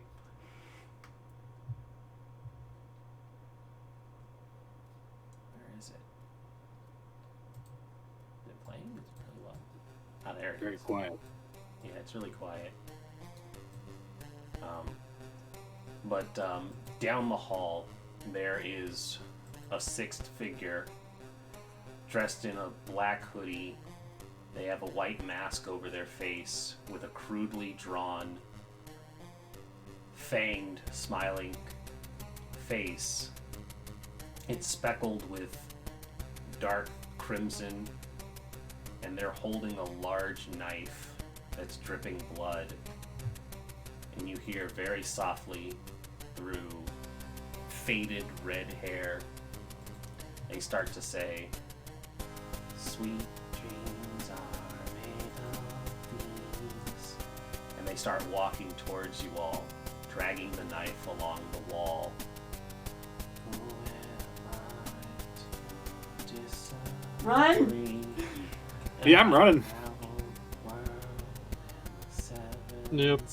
My girlfriend, a fucking reality warper. What the fuck's going on? Yeah, and so you all start to run as Am I fucking God? as this figure starts No, to just fall. the moon. It's okay. Yeah. Oh, cool. I'm okay with that. Moon's hot, man. Let's do it. But they start to follow, and that's where we cut to a commercial break with you yelling, "Run!" Ah! Alright. This murderous intent brought to you by Crafta for all your murderous intent and needs. We grow your murderers in vats. You're the murderer this time. Dreams. Holy fuck. Not okay with any of this. Not okay. I'm not okay. I'm not okay with this. This is I not. like the. No. I like the. Am I just God? Are we playing Colt? Oh, God. You've all been bamboozled. This is Call of Cthulhu, nerds. Yeah. Fuck. Everybody roll Alright. We Santa better by not the way. switch. We're not effortlessly switch into Call of Cthulhu, or swear to God. Ugh.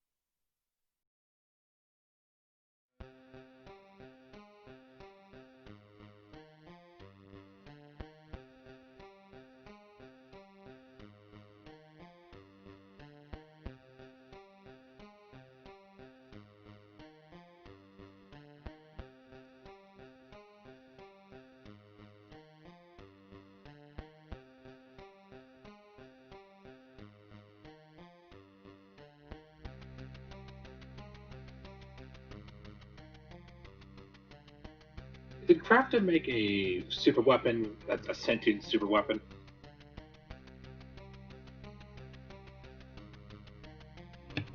Could be. Did they make a weapon to surpass Metal Gear? Listen, what if your girlfriend is Metal Gear? Hey, again, Cigna would be into that. She is fully capable of launching nuclear payloads. I also changed the notes on Cigna's character sheet. It says super gay, and in parentheses, knows it now. Super gay. Knows it, loves it. Yeah, because before it was like doesn't know it yet, but she knows it now. And she likes machines more than people, so if her girlfriend is also a machine, like that works for her.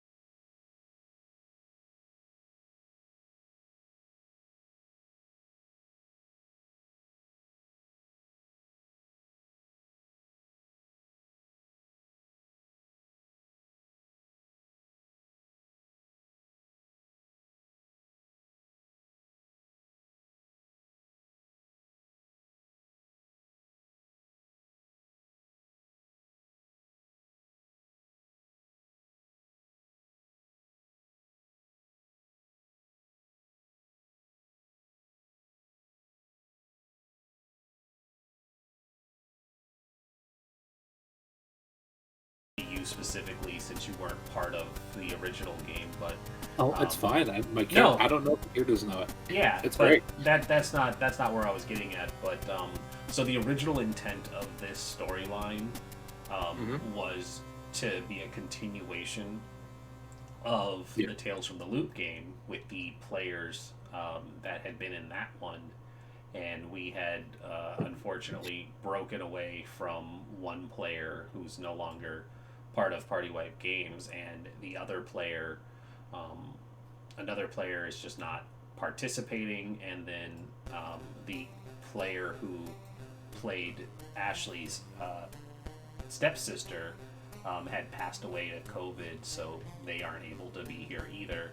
So there was originally 5 kids that were supposed to be in this, and you know, only Ashley and BB in quotes are the only 2 who came back from that. So there's a lot of throwback that's going to be happening from that, and I like that there is a new person in here as well, because there's perspective of someone who doesn't know what's going on completely, being that person, like, what the fuck is happening?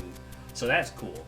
And but yeah, the moments, the aha moments, where seeing like BB or Ashley realize, or even the players realize, Is it cool? Is it cool? yeah, but like the realizations of when a throwback is happening. I like watching the camera reactions because Frost and I have been talking about it. Every time I've accidentally miscalled BB by his real name, I panicked and quickly tried to recover to hide it. And I just assumed he was called BB because Bill short for William, and like, It yeah, is. B, whatever. Yeah, that's why he calls himself BB for Bill Buxley, basically. Yeah, I don't know who that is. His real name is William Buxley Jr., and that was, he made a point to call his nerd character in the first season William Buxley Jr., and he emphasized the junior part because his dad was a loop scientist, and he was really proud of his dad being, this big important scientist. It was explained in the first episode that the cause of the flood was dubbed the Buxley incident because they believe his father is responsible for the accident, which is kind of ties into why BB goes by BB and does not go by William Buxley. So no one goes, it's that Buxley boy, get him! Yeah. Frost made sure to emphasize that the character looks very different, and so There's fucking colored contacts like a fucking edgy fucking asshole. yep. So as of episode 5, nobody has known, even in the audience, that this was William Buxley Jr. Aside from when I fumbled and accidentally called him William, and then quickly recovered and made sure Shay didn't recognize that I said William, and I'm pretty sure she hadn't noticed at all. She's in the bathroom right now. Hopefully it's not going to take her a while, but I won't go into the nitty-gritties of it. But Oh god. Fuck. You're evil, but you're a good storyteller. thank you. Yeah, no problem. I want to request, don't kill my character before the dance. Don't take Astrid away before the dance. Listen, Don't worry, as you lay there dying, the dance will be the last thing you dream of as you go off. listen.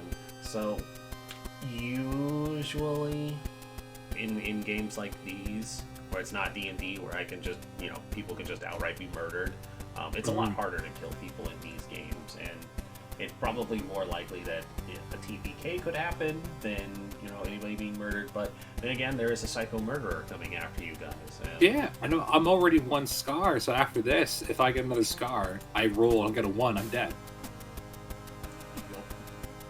Yep, so I am the most at risk. Oh god. is the most at risk.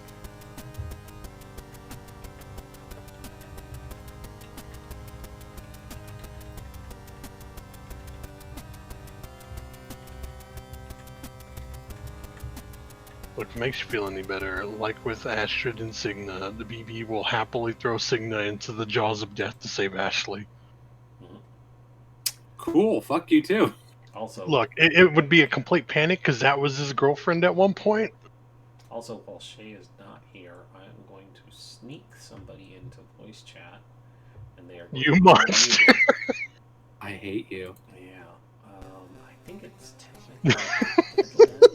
Is it Riz? Or Rez? Yeah.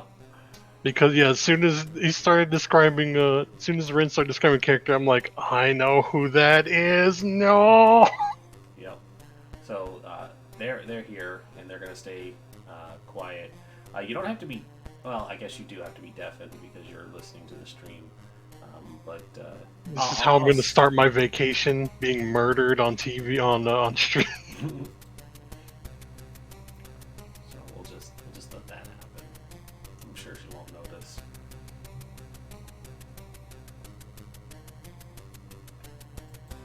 Taika Waititi can't wait to ruin Star Wars for the fandom. Oh no. What is Waititi doing?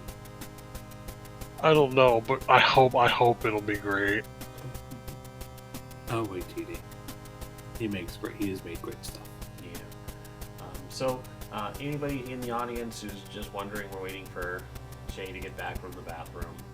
So just hang out, relax, and hopefully it won't be much longer. Because I can't really start Big Trouble without her. If she has the cameras up, she's gonna see it immediately. Well, not. Well, maybe she will. Hold on, I can fix that. Just click on another channel in the Discord. No, not that. But I can work around that. There's a convenient button that'll hide non-video participants. Oop. There we go. Now she's none the wiser. Perfect. I'm a great boyfriend.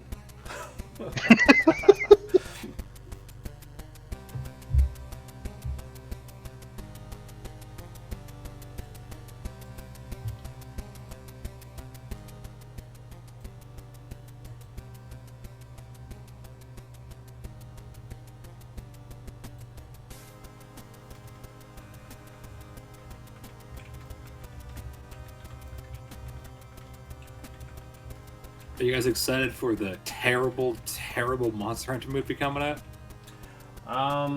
You mean Paul Anderson's I want everybody to know how often I fuck a model Yeah. / actress? My wife is Oh, bored. absolutely. My wife is bored and needs something to do, so let's make another video game movie and drive it into the ground. Eventually, Paul Anderson and Uwe Boll are gonna have a boxing match to see who's the worst fucking video game director of all time. I am not paying to watch that piece of shit, but I'm excited as fuck to watch it. I will happily. I will happily pirate it. I will obtain it in a possibly not legal. Oh, I'll come on and say it. It won't be legal. I'm going to watch it, and then I'm going to disinfect my hard drive as I delete it, just to make sure that there's no proof that it even existed. I watched a video about that, about like someone trying to like figure out is like, because the movie like it has the wrong vibe to it, and they're like it has the wrong vibe because like in the Monster Hunter games, everyone fucking loves hunting monsters. It isn't like gritty. Everyone's just like, yeah, it's fucking hunt some fucking big monsters and make some swords. Like the whole point is like it's a whole profession. People are like, Yeah, hell yeah, let's go kick a T-Rex in the face. It looks like a giant it's pickle. what that group of people goes out and does. The world isn't shitty. It's just like some places are full of big animals, and you got people who take care of that. You got fucking cats that make them food. It's a lovely place. It's alright, this is gonna go the way of Transformers, where it's all about Mia Jovovich and the US Army rather than the monster hunters in Monster Hunter. Oh god. I was so happy for that first Transformers movie Our until it mics was are hot, and if they are, I won't say the thing I'm about to say because it's. What's that? do it. Is our mics hot right now? Oh yeah, they are. Oh okay. I'm gonna not say the thing I'm about to say. Hold on one sec. I can. Fix It is.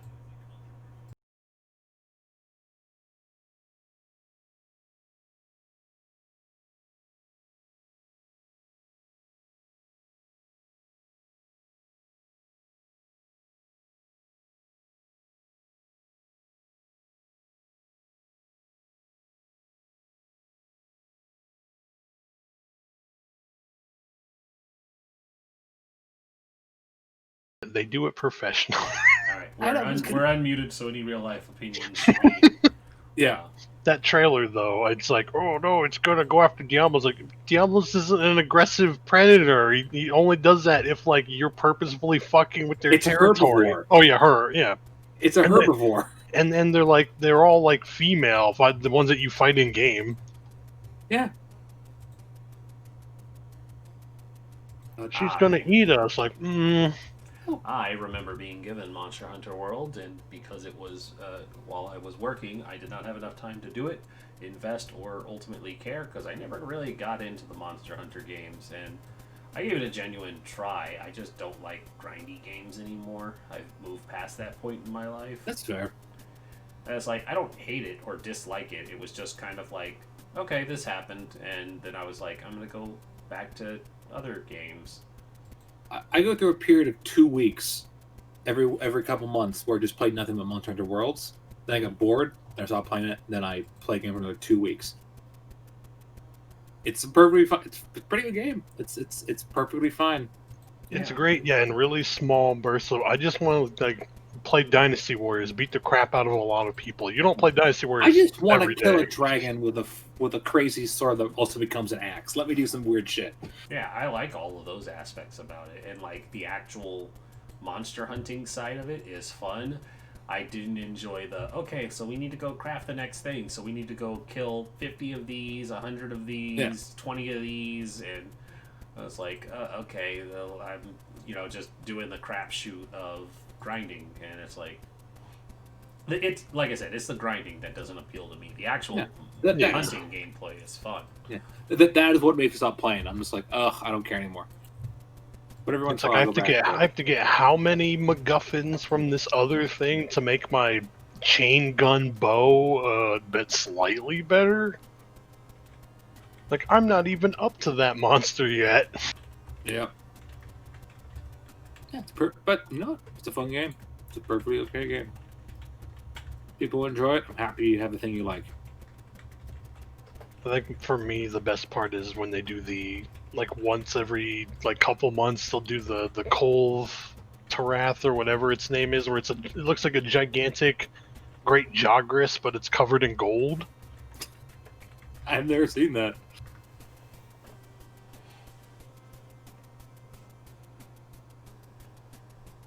And it's just this weird fight where the whole point is you can't kill it. If you beat it enough, it just runs away. But you get these super rare parts and everything to it, and the whole thing you're supposed to do is break both of her horns, and I think that's how she runs away. What is it? I know in the Monster Worlds there's a Witcher 3 crossover, and it's girl gets thrown through a portal, and she's like, I fucking hate all of this. She spends the entire time mad. Yeah, he just shows up because there's a Leshen there. Yep. And But you still have to fight oh no, here comes a bunch of Jagras, and he's just cleaving them with his broadsword. Okay. I haven't, because I looked it up. It's in the game, so you have to beat the campaign as much as there is in that game, and then you can do it. We have to be a certain level or something like that. Yeah, then you can do that one.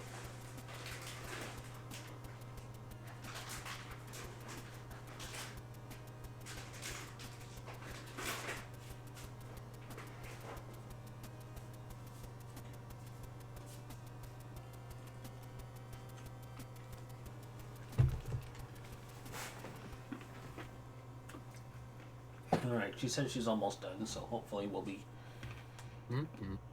back to it here in a moment. How you doing, chat? How are you doing, chat?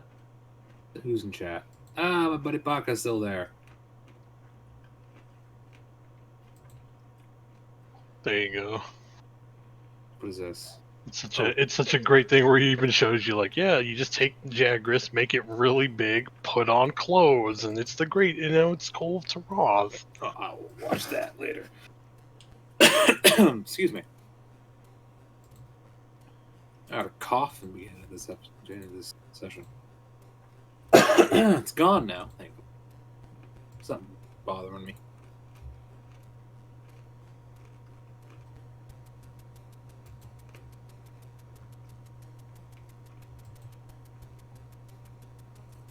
Oh no. What? I just saw we linked. I'm worried. You saw a link? He linked something to you in the Safe for Work? Yes, it is not. It is. I think that is a joke. I don't think it is. I could be wrong though. Maybe it is good. Let's get weird. It's a YouTube video though, so. I just don't want to click it because. It's like a little fun animated guide, but it starts off explaining what Kolv Tarath is, and it literally just walks out and he's like, so you take the Great Jagras, and you see him highlight the thing and then do the resize block so it gets bigger, make it bigger, put this on them, put this hat on them, and bam. And then bam.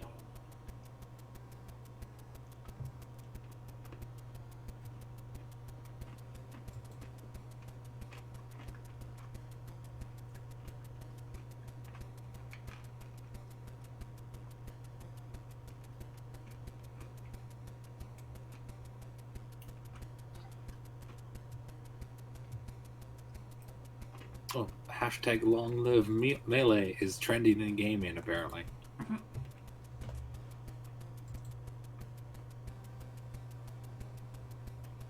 It's trending. Melee. People are raising money to put on a melee tournament. Oh, I mean, heck yeah. They probably shouldn't put too much attention on that because we know how Nintendo feels about melee tournaments. Oh, you're just gonna hit them like that? Yeah. I mean, they deserve it, but you're just gonna hit them. I don't know. I've never been into S sports before, or esports as the kids says it. But yeah, I've never watched it. So I've never really been involved in that sort of side of video games. I paid $600 to fuck off. Pretty good. I still like that the December 21st is still trending. What is going on with that? What is that joke? I just kept seeing it. There's this weird theory that because of the eclipse and basically Jupiter and Mars are Jupiter and Saturn, the convergence. Jupiter and Saturn are eclipsing each other. Oh, what the hell? I hear that too. My phone just started playing Drawfee for some reason. It's been on the other side of my desk, not touching anything, and it just decided to start playing. So there's just this weird theory that because of the planets aligning and the eclipse, a meme's been running that somebody theorized that it's going to unlock a hidden gene powers for African American or Africans in general. And so everybody on the internet's been running with it, going, I can't wait to get my superpowers. You're going down, Whitey. And I especially saw that earlier. Someone's like, "You gave us $600. You motherfuckers can't wait to lose come tomorrow." Well, I saw it was a picture. It was from My Hero Academia. Is a character from that had like a traditional African style like hat. I'm not sure. I do not know what they're called, so I cannot say what it is. It says, "All right, get them quirks going." Yeah, it was draconic. So I just see it. I just don't know the origin. It is. I am enjoying them. I was like, I don't know what the origin of this is. Yeah, so it's been memeing for like 2 weeks now. Oh yeah, no, I've seen it. I just I don't know what's coming from. But yeah, so and that was why I made the joke earlier too, where it was like, your time is up, honky devils. Can't wait to get my superpowers. That old picture of that old tweet of like when I have to kill Tony Hawk in the race 4. It's a picture of a crying man holding a gun. Tony Hawk replied, "I appreciate the hesitation." Yep, that clip from oh my god, I was like, wait, what's the movie from? It has like Eddie Murphy and Wesley Snipes and a bunch of stuff where there was like a gangster film. Oh yeah. I know the one. I don't know the name, but anyways, it's gonna be good stuff. Hey, so Shay's back. Yeah, let's get murdered, boys and girls. Let's come back from our extended break. I'm glad everybody's still here, not murdered.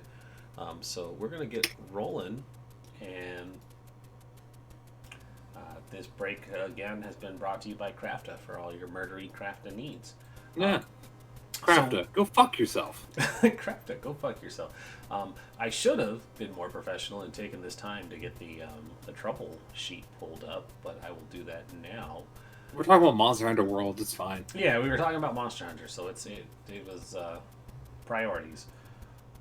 All right, so once we get into these big troubles, we need to go over the steps needed. Extended troubles, big trouble, little Stillwater. So once again, we are going into an extended trouble, which means I have to go through a number of steps. Step number 1 is I am declaring the stakes. What is at stake and what will happen if you fail? So currently, there is a masked murderer making their way towards you in the nightmare version of your high school, and they are singing an upbeat remix of Sweet Dreams towards you. And they are dragging this knife along the wall. It's a very clear what's at stake: your lives, and what will happen if you fail. Somebody will die.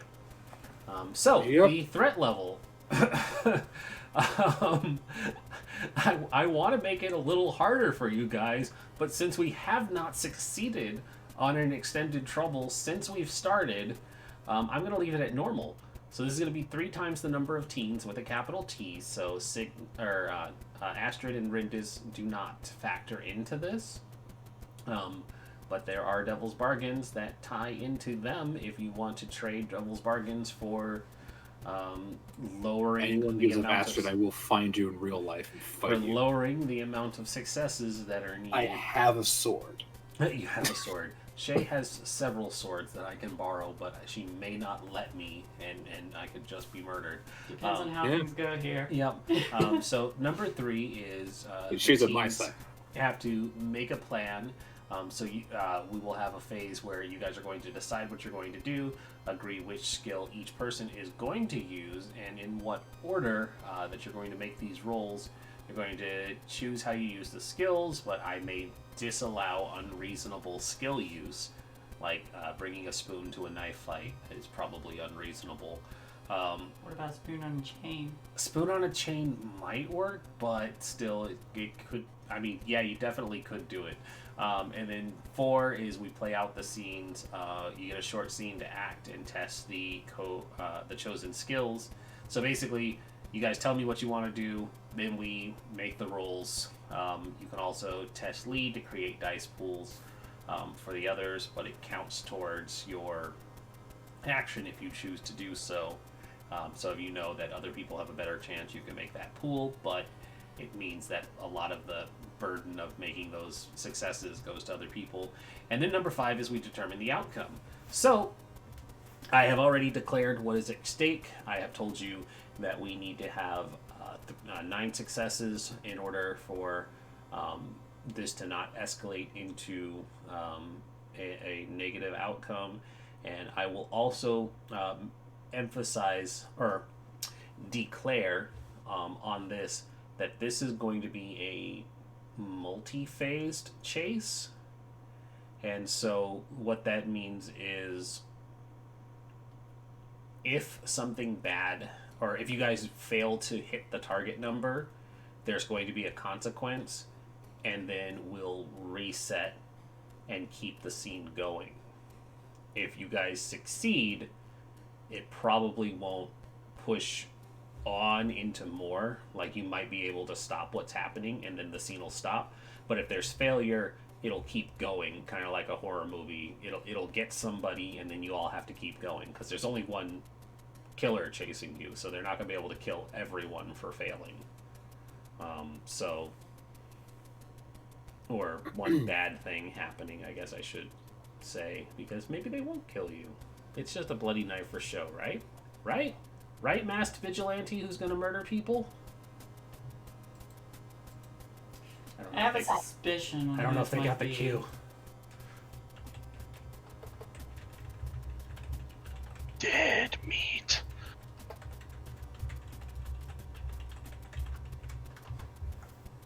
Right, masked person that's going to murder everyone?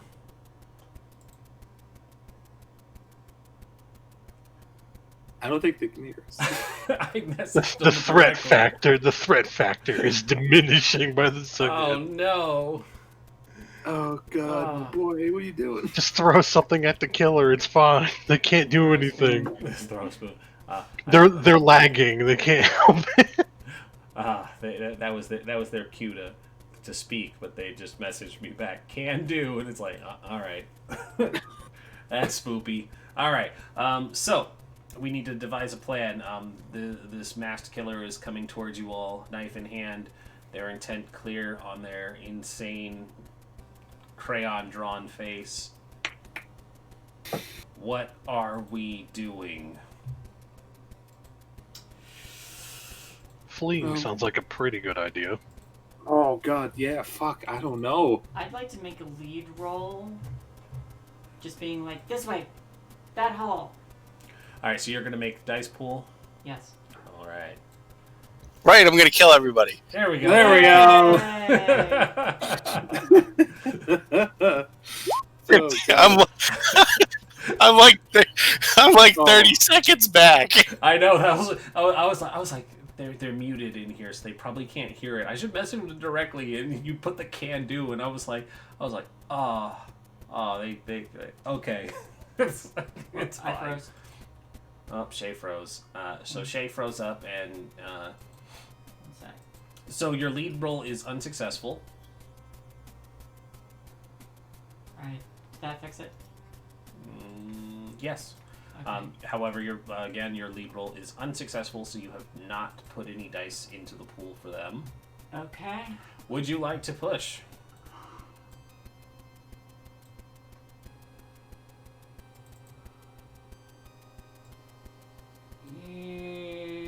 I feel like scared would be appropriate. Yeah, okay. All right, go ahead and re-roll that lead for us. Where did that go? One success. All right, so you add, 2 dice. yep. Okay. To create a dice pool, counting her successes toward the threat level. Yeah.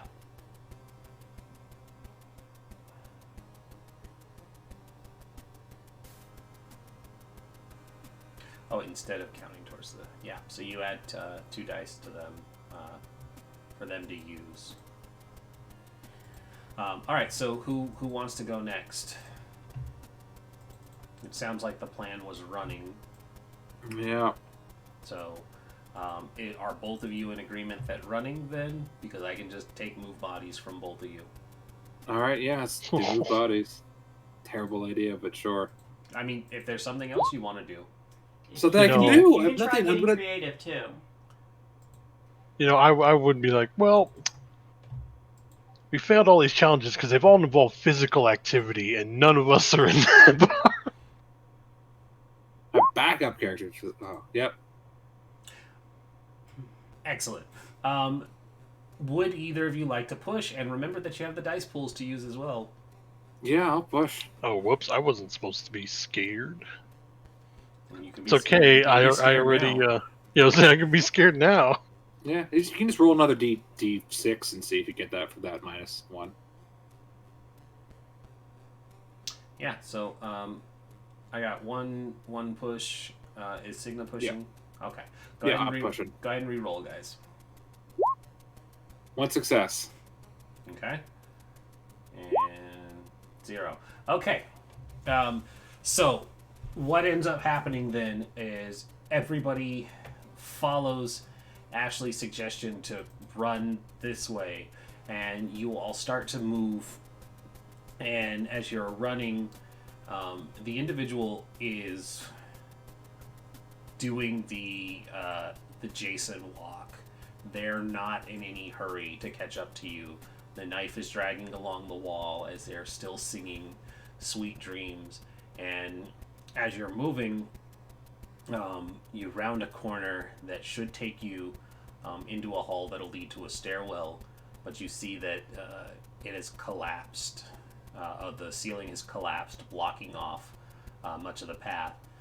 There are classrooms on both sides, and I'll say BB is taking the lead, and there's a quick decision made, and he shoulders into one of the doors that will open. And basically the way these classrooms work, I'm going back from my own memory of like high school. I don't know if they do it differently in other places, but at least some of the schools that I had been in, usually classrooms will also have like a door that connects to another room, so that you're not just trapped in one room if something happens. So BB shoulders into this door to open it up into a classroom, and you all try and make your way into this room. And as you all start to rush in, the killer is somehow immediately there, and they've grabbed Rindis by the shoulder and pull her up against the wall as you all are running in, and they raise the knife up, and the knife goes right into their shoulder where it meets the neck and just stabs into them pulls it out. There's the spray of blood as the redhead goes down, and they turn and they regard the blood on the knife, and as it pulls out, the blood that should be red is actually an inky black.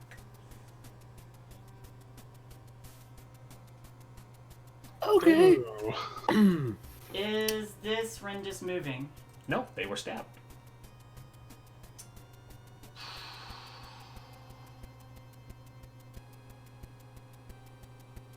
Alright. Does our killer have anything spooky to say? No, she didn't really know Rindus. That's fair. That's fair. Just kill the people that stole your friend. I didn't say Class dismissed. There we go. Alright. The only thing I'm good at is Tinker Tech. So the 4 of you now, dropped from 5, have run into a new classroom. BB's quick thinking has put you all in the robotics lab. Can I close the door and attempt to use Tinker Tech to lock it? Yes, absolutely. BB, what would you like to do? It's going to look for something to like shove in front of the door to keep it from moving. All right. Desk and chair, something like that. Yeah. Yeah, I think that would be a move body to drag it over. Tinker Tech would work for locking it. Ashley, you are in a robotics classroom. There are lots and lots of semi-assembled robots, pieces, Freaking out. parts. Yep, it is a smart choice for them, but a terrifying choice for you. Aha, BB's gonna say, Ashley, you get the door. I'm gonna take care of these robots over here. And there's 2 doors, right? There would be another door that would connect to a nearby classroom. Okay. Am I able to...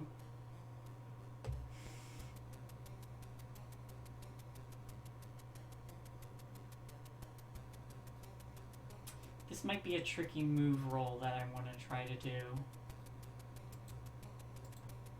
But... Wait, are we still standing in water? Yes. Okay. That won't work then.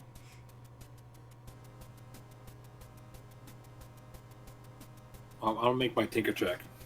I gotta get all the plans first, Oh, sure. Sorry. so I need to know what Ashley's doing. I'd like to.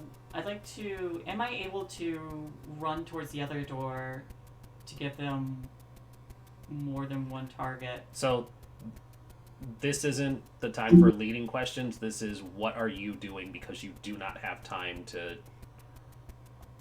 So you gotta have your guys' plan ready and treat it like, it's D&D combat, the 6 seconds of. So if you want to run to the door, you need to say you're declaring what you're doing, not asking the leading questions to see what you can do, because you can do anything. This is collaborative. Okay. You have to make your decisions. I will run to the door and I will take off my leather jacket and just toss it over them as I fly by. I'm not understanding what you're trying to do. I'd like Signa to is use- trying to close and is closed and is locking a door. How are you going to run past somebody and throw a? You coat said over? there's 2 doors. Yes. Are you going out a second door? I am going out the second door. Okay. So you're gonna take your action to run out the door on the opposite side. Yes. Okay. And I'd like to use my jacket as an item if I can for +1. How is your jacket helping you run out a door? I was gonna try to use it to distract, but All right. So again, I need to understand what you're trying to do. You told me you wanted to run out of a door. yes, Elaborate further. I'd like to run out the second door and as I am moving past the killer, I'd like to throw off my jacket towards them to distract them to give me time to get past. Okay, that makes more sense. I feel that is going to be a force body roll. Ooh, okay. And yes, you can use your jacket as a +1. That All right. didn't work. Well, it was your force body. No, because it rolled 0 dice. It's supposed to roll 2 dice. That's true. You get +1 for your jacket. Do it this way. Nope. Did you count your jacket? Yeah. Okay. BB, you are going for the robots. He's going to look for some way to turn them on and get them going. All right. Roll me a program tech then. God, why were we so bad at this? Lots Alrighty. of 3s. That is 96. Yeah. Yep, and half and like 3/4 of them were 3s. All right. So, would anybody like to push, or would anybody like a devil's bargain? I'll hear the devil's bargain. Actually, no, I'm not going to hear the devil's bargain. I want to wait a bit. Okay. Anybody else? Yeah, I'll take one. Okay. So, BB, you can gain 2 successes. Actually, I'll give you 3 successes, BB, if you want to activate a robot that's going to go out into the hallway. However, it is going to put an additional condition on Ashley.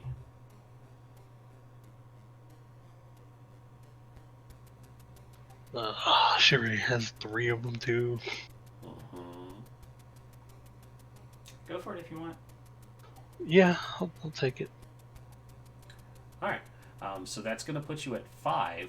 Does anybody want to push?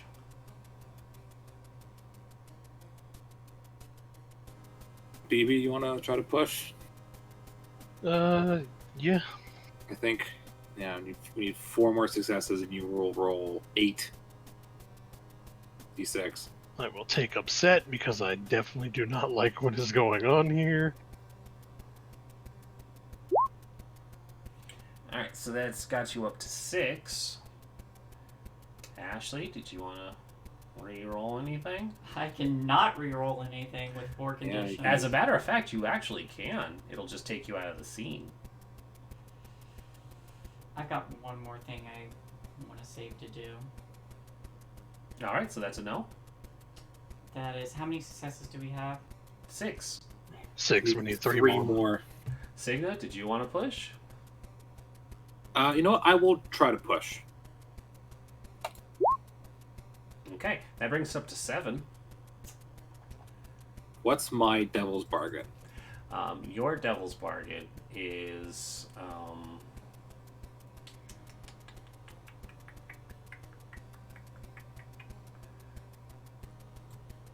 right. I already got something messing with Ashley, so I'm not gonna overload her with it.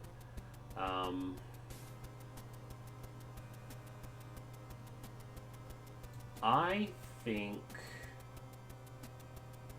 And if anybody else has one too, feel free to jump in for something that could help you but give a consequence. And I'll say that this one will be I will offer you'll have enough to cross the threshold to give you a success, Mm-hmm. but Astrid is going to get injured. Could. I Can I think make- you should let the killer win. Shut up! Weird I voice. have an idea of what I'm gonna do. Okay, Well- I'll let you think about it, because I also can I offer a different deal? Yes, I'm Okay. open to suggestion. The same thing. We get the successes, or you can lower the successes. I'll leave that up to you. But Signa injures her hands and can't like use tinker rolls for like a while. Oh, that's good She too. just yeah. Like That's not good. like a scar, but like something that she can Yeah, recover from. It'll be temporarily Yeah, blocked. temporary. I like that. Yeah, I like that one. Like, cut Do you her wanna- hands up or breaks or something. Yeah. Do you want to go with that one? Because I know exactly how I can make that work. Would that give us over the threshold? Yes, it'll be enough to make a success for this. Yeah, you know what?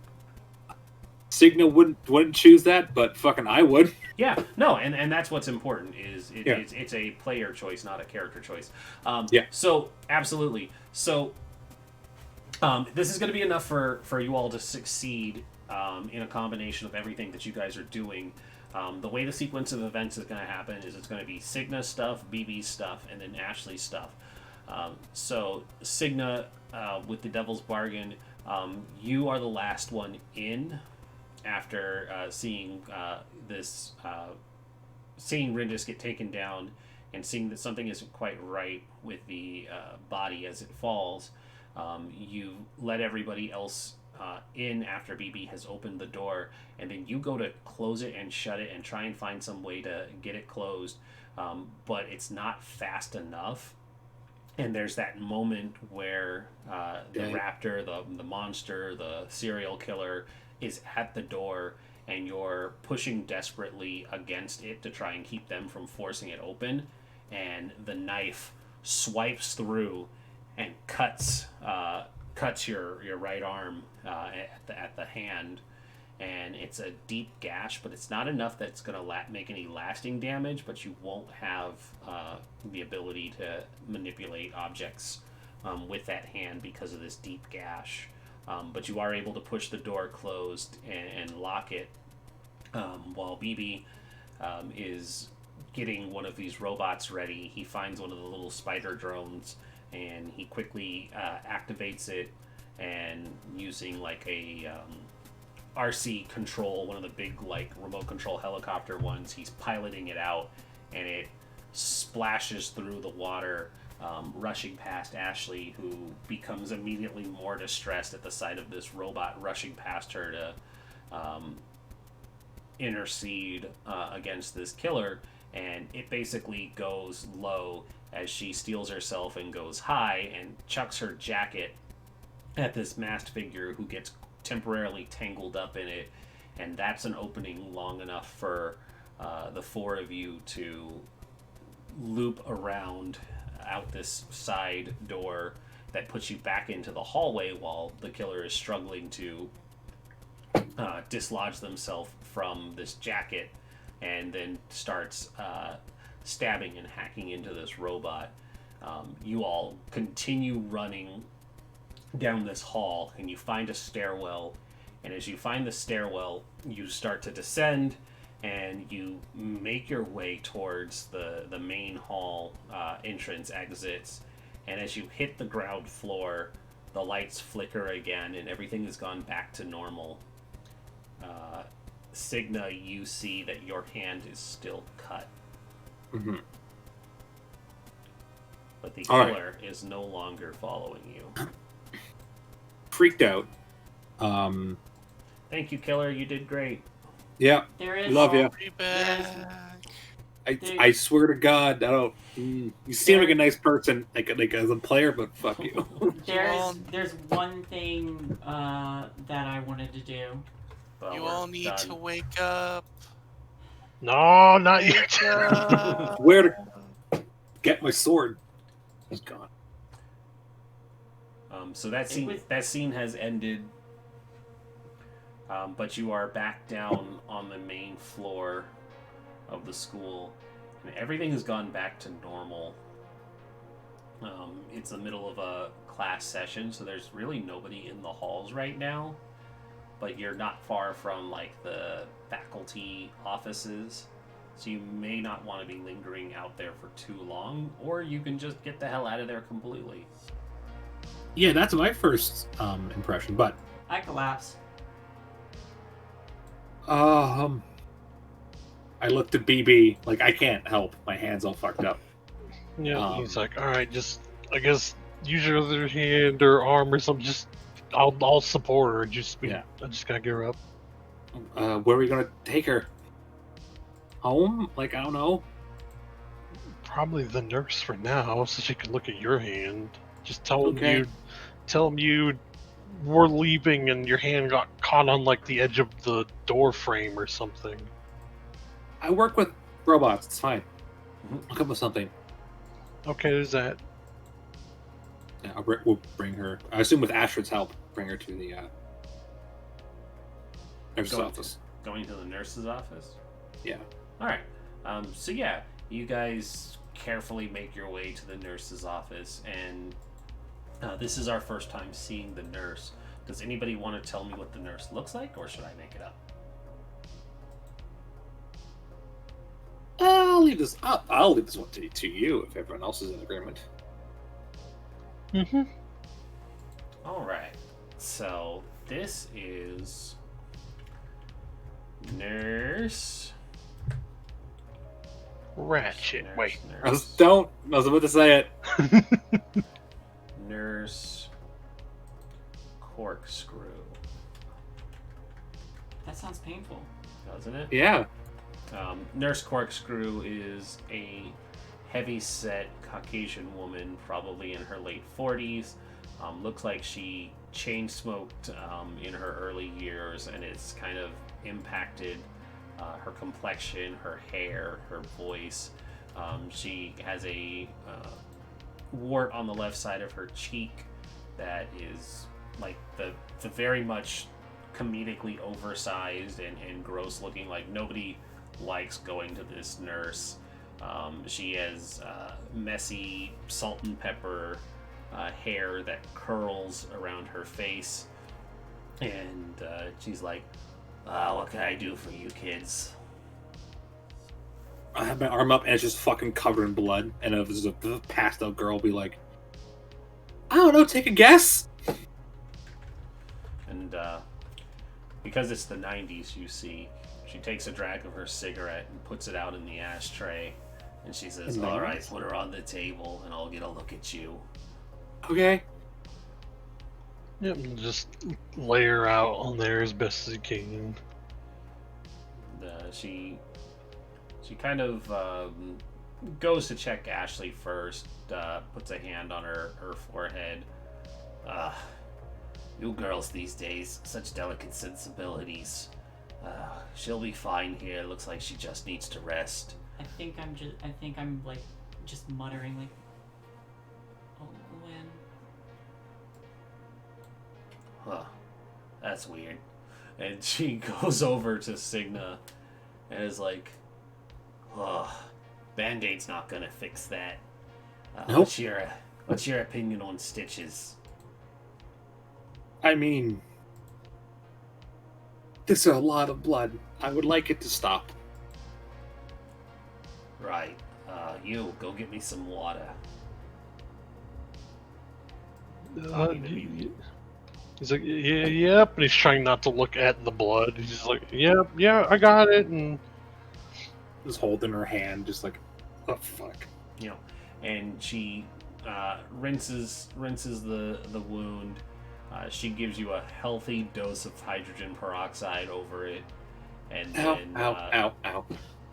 gauzes, dabs it down, and then goes to work stitching it up. And then, cleans and dresses it again and gives you a little bit of an ice pack for the swelling around it. And she says, that hand's going to be out of commission for a little while. You shouldn't have any permanent nerve damage, but I mean, if you really felt inclined, you probably should go to the ER and have that properly looked at. Yeah, the moment I get home, my dad's dragging me to the ER. Don't worry about it. That's good. Did you want us to call your father? I would like to sit down for a while and just not think about anything. All right, sweetie. You go ahead and sit down next to your unconscious friend who's mumbling about a dead girl. As I sit down, I would like to, with my non-fucked up stabbed hand, grab Astrid's hand and then sit down with her. Astrid takes your hand and she squeezes it with concern. She kind of looks between you and over to BB, and she just says, "What the hell happened?" I don't know. I wish I knew. It was Yeah. just 1 minute things were okay. It's like someone was turning off the lights on whatever the hell's going on here. I don't Yeah, know if that's. it was really strange. There's some power generator issues or something. Yeah. Oh fuck! She's still in the room. The nurse. Yeah, no, this is my office. I don't actually go anywhere. Okay. As Signa sits down with Bastard, she's gonna lean her head against her shoulder, close her eyes, and say, "I really wish you remembered last night."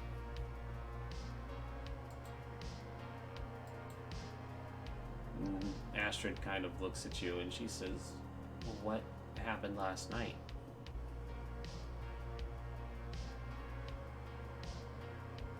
We'll talk about it later.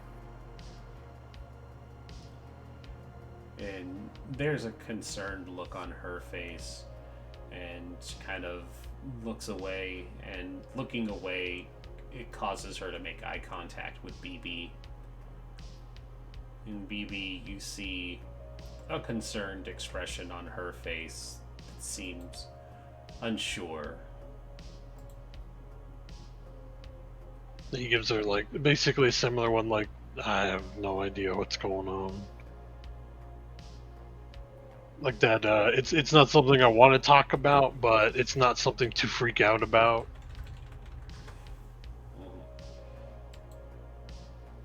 As he goes and looks between Signa and Astrid and Ashley, and he's just sitting there. Ashley, That, like, as hand on his you're forehead. Ashley, as you're unconscious, your brain hasn't really shut down your ability to dream. And what you see in your fleeting moments of semi-unconsciousness is the hoodied killer dragging through the murky water the corpse of Rindis, and she leans her upright against one of the walls, and the killer lifts the crudely drawn white mask up to reveal the face of a long-lost friend, a young girl by the name of Olwen.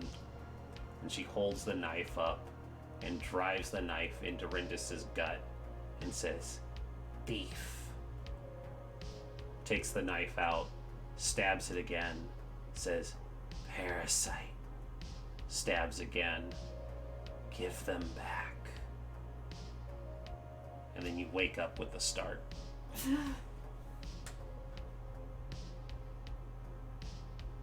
When I see Ashley wake up, I'm gonna stand up and go over to her and check how she's doing.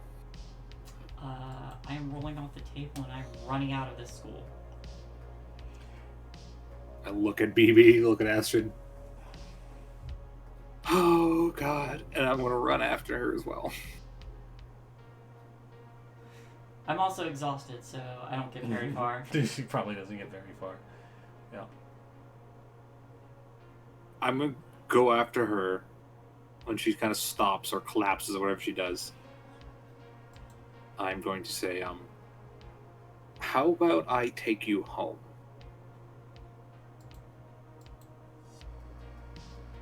Not yet. What else do you need to do? You need to stop by somewhere first. Look, today's been is a wash. I'm honestly just thinking of going home myself. So where do you need to go first?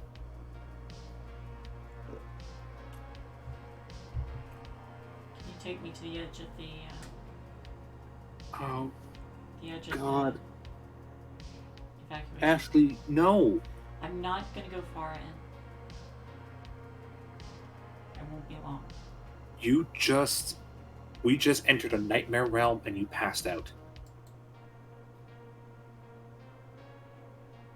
if you go, you could die. And I don't mean like go to the loop. I mean look it out. I mean you could just pass out again and fall into the water. And if you're going to do that, I can't help you because I'm not going to help you kill yourself. Fine. I won't go in, but take me to the edge. And what are you going to do? What do you... I know you want to find out. I want to figure out what's happening. This has made me want to figure out more. But you're barely on your feet. I can't help. I can barely move my hand. We just saw the fake or the real or weird clone of your friend get stabbed by a crazy psychopath in a nightmare realm. Black blood. What? They had black blood. Okay. That wasn't Rinda's. Was my blood black or red when I was cut? Red.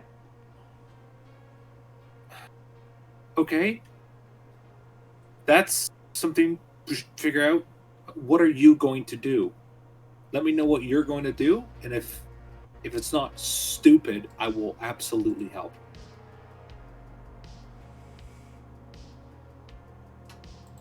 I need to leave a message.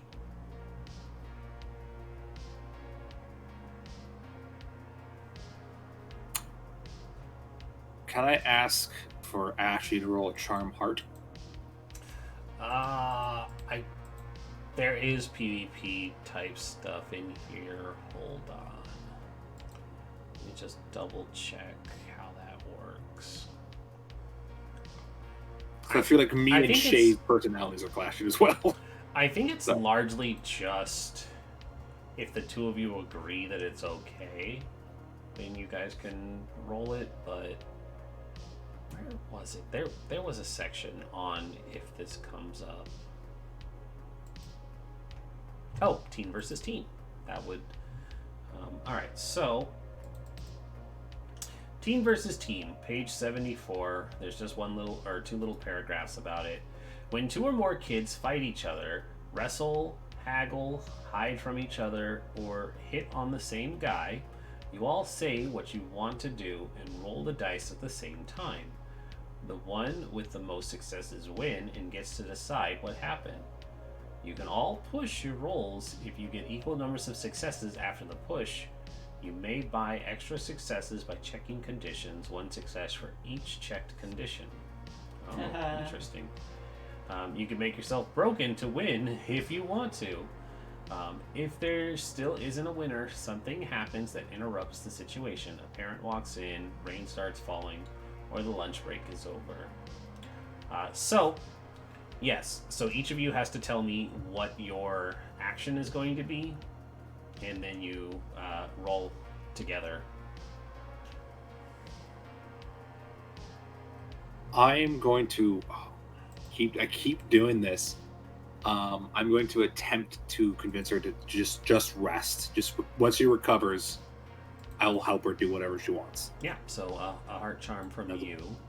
Yeah. Ashley, what would you feel is your opposed? I think I start to I'm already upset, but I think I start to get upset again and like just start yelling like, you keep telling me to stay put and you don't let me go anywhere. I need to... and just start shouting. So it sounds like you're both trying to convince the other. Yeah. Mhm. All right, so I'll say both of you make heart charm rolls. Ugh. I'm not super great. You win. Yeah. So Ashley, you win and you decide where this situation leads. Or you decide what happens at the end of this debate. I think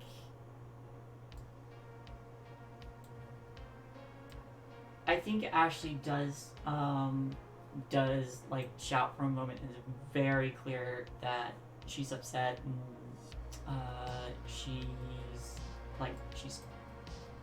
crying. She's still hurt, still shaking, and is freaking the fuck out.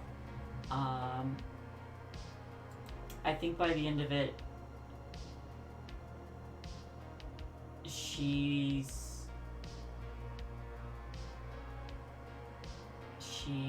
finally like,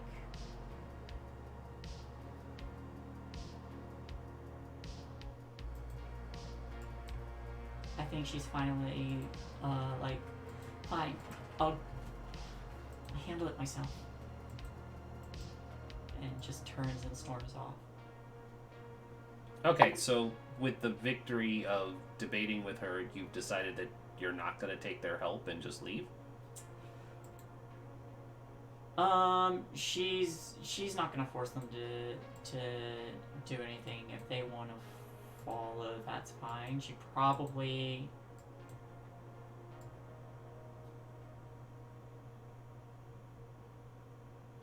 might take their advice and head back first, but she's definitely leaving the scene. Okay, don't give me mights and maybes. You have control of the scene. Give me a definite direction.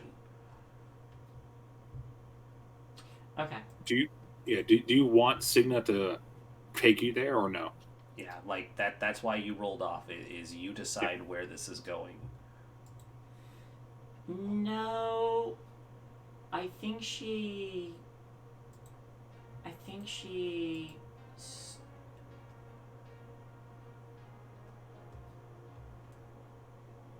No, I think she just storms off and you follow. So, am I helping you or no? Because you have control over what happens next. So, have you convinced Signa to help you? You need to tell them what they're doing. Yeah. What's yeah. Okay. I'm not super comfortable telling someone to do with what. That's what this was. Like, yeah. This was made clear. Whatever it is. It's not. I'm okay with it as me, the player. I'm fine with it. What is Signa doing? Me, the player, I am not fine with it. Okay. Okay. So are you forfeiting your role then so that Signa can have control? Because this is how this rule works. Is you have decided to make this opposing role, so you decide where the scene moves. It said I could decide the outcome, but I don't. It says you decide. Hold on. Yeah. It says I can decide the outcome, but I, as a player, do not want to decide what someone else's character does. Okay, so my question to you then is, why did we have this roll off if you do not want to convince her to go with you? Here's what I'll say. It was more me trying to convince her, and since she won, I didn't convince her, so she's going to do her thing, I'll do my thing. Okay, so it doesn't really get us anywhere then. So Ashley has stormed off, and Signa, you remain largely unconvinced, or... Signa just gets mad, and being as angry as she is going to shout things at Ashley in Swedish. Some very bad things. And is going to return to Astrid and Bibi and tell them that she's going to go home.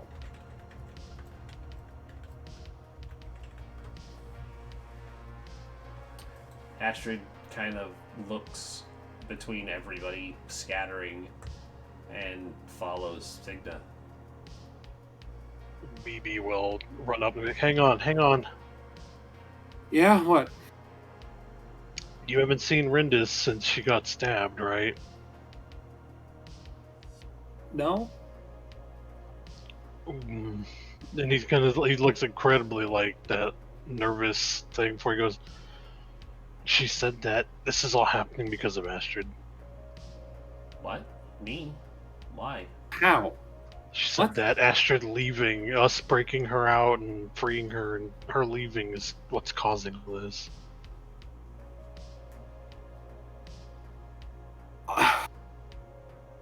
Signa is in no mood to hear things she doesn't want to hear right now, and so she's just going to look at you like that's fucking stupid. That immediate defensive, like I She's going to know. grab Astrid's hand, and then she's going to leave the school and go back home with Astrid. Astrid doesn't move when you start to pull her, and she kind of puts a hand over yours and says, I want to hear about. What do you mean? Because she said she wanted you back because things were happening that weren't supposed to happen, or it was happening faster than it was supposed to, because you're gone. And I have no intention of bringing you back to that hellscape. I know what goes on in there. But that's the last thing she told me before the killer lady showed up in the hallway.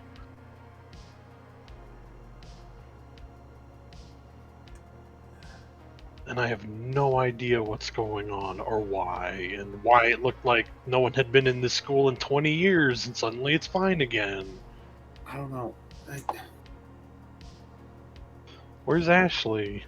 She's doing something stupid. She stormed off. I would have. If I heard any of that, I would have. You didn't. You left. He's like looking down the hall. So I went back, so I went further away. I imagine you guys had stepped outside because Ashley said she was leaving the school. So you guys were like having this argument out in the courtyard before she walked off. And no, Astrid was not having this conversation loudly so that a person running away would be able to hear it. This isn't the sort of thing that, stage whispers incredibly loudly. So it is a private conversation that was happening between you, BB, and Astrid when it happened. So she is gone because that was her choice to leave. Yeah. We should head home. We should sleep. Yeah, We should. I'll call her house, see if she's there. If not, I'll leave a message to call me. She's headed back to the quarantine zone. To leave a message. Whatever the fuck that means. Do you think she'll be alright by herself? I don't know, and I don't care right now. If she's just leaving a message, probably, but... Alright. You guys have known her longer, so I'll go with whatever you want to do. I don't know, but what do you think we should do? She kind of looks to BB. And she just said she'll go with whatever. I just want to go home. Yeah.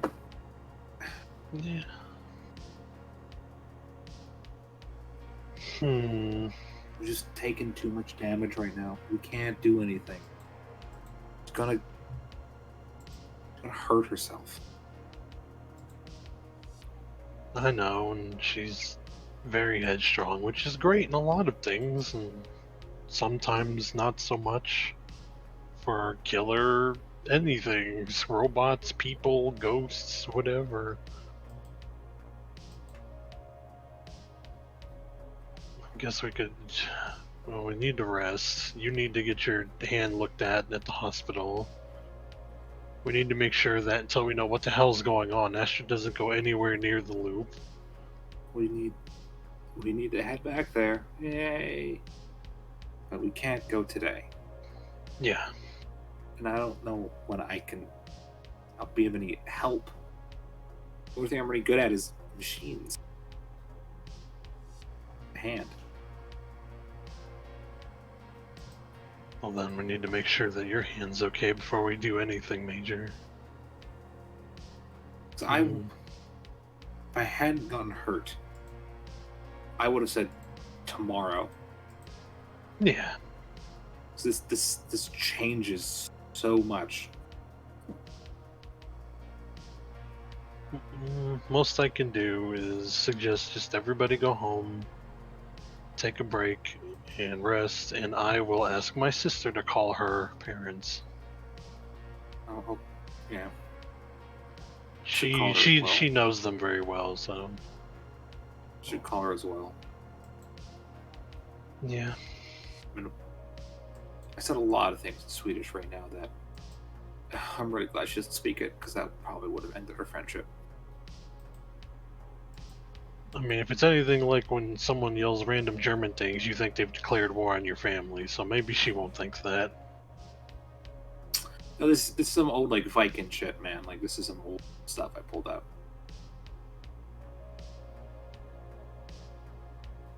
Yeah. I'm gonna give BB a hug, and then I'm going to look at Astrid and see if, and like try to leave and see if she follows. She doesn't. She'll leave and do whatever she wants. She doesn't resist now. With you all deciding that it's time to head back and recover, she follows along. So Ashley, you have decided to make your way back into town, and it's the middle of the day, so there are people out and about doing their daily lives and what they need to do. No one really stops you from moving towards the edge of the quarantine. The fences were there for a reason. It cordons off, but people who live really close to it still have to live their lives and do their work. So there's nothing stopping you from going to the buildings that are really close to the fenced off areas. And they're not monitored because anybody with common sense wouldn't risk their lives going out into the dangerous waters. Ashley's actually not going to go inside. She does take out a sheet of paper and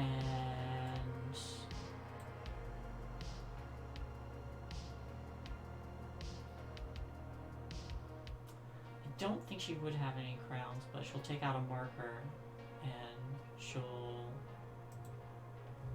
draw something on it before rolling up the paper, just sticking it in the fence, and then heading home.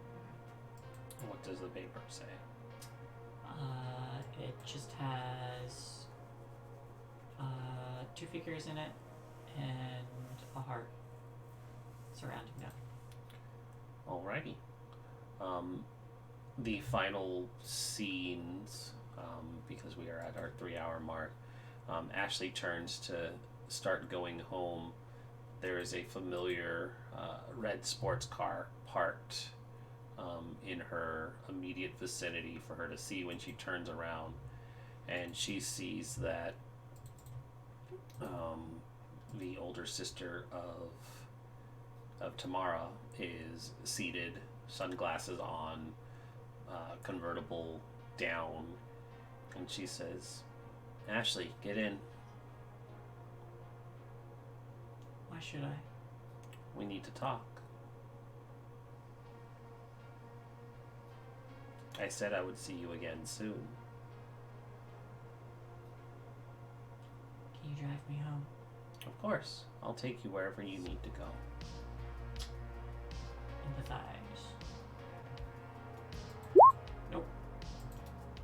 I trust her. I get in. You trust her and you get in. And we see the car go into reverse, make a nice 3-point turn to face away from the quarantine zone fences and start driving in the direction that would lead back to Ashley's house. And that's where the camera fades to black and the credits start to roll. Another episode completed. Woo! Y'all did it. Nobody died. Woo! Yet. Team We drama. finally beat a trouble. You finally beat a trouble, and All all I it had to cost you was do a was- hand. All I do is to cripple my right hand. Keep in mind, too, you can use your shames. Yep. And your My stars. shame is about dyslexia. I didn't Listen, quite listen, know what you the Get couldn't, fuck. you creative. couldn't read the sign on the door that said Robot Lab. What's bro? Yeah. So yeah, by the way, Signa canonically has dyslexia.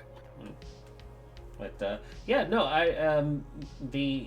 always remember you can use the shames. You can always pitch the idea if you feel that it's appropriate. I will remind everybody that when the extended troubles come up, it's usually better to try and see if you can make something work with your skills that you are good at versus the ones that you're not, because the more dice you can roll, the higher you have a chance of getting successes. I don't think that's true for us. I mean, it might not be. You guys have a very niche group of teens. We were rolling 9 dice. And... Yeah, we rolled 9 dice, we got 0. Yeah. We rolled like 20 dice and got like 3 6s. Listen, we can go back to last episode where we have these completely inconsequential rolls, and those are great. I felt good about myself.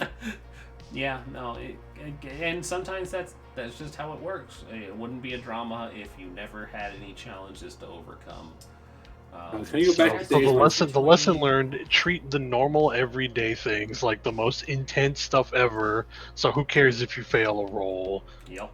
And then pretend that it's the goofiest beach episode filler arc of an anime on the serious stuff, and bam, problem solved. Problem solved. I think it's the probability works.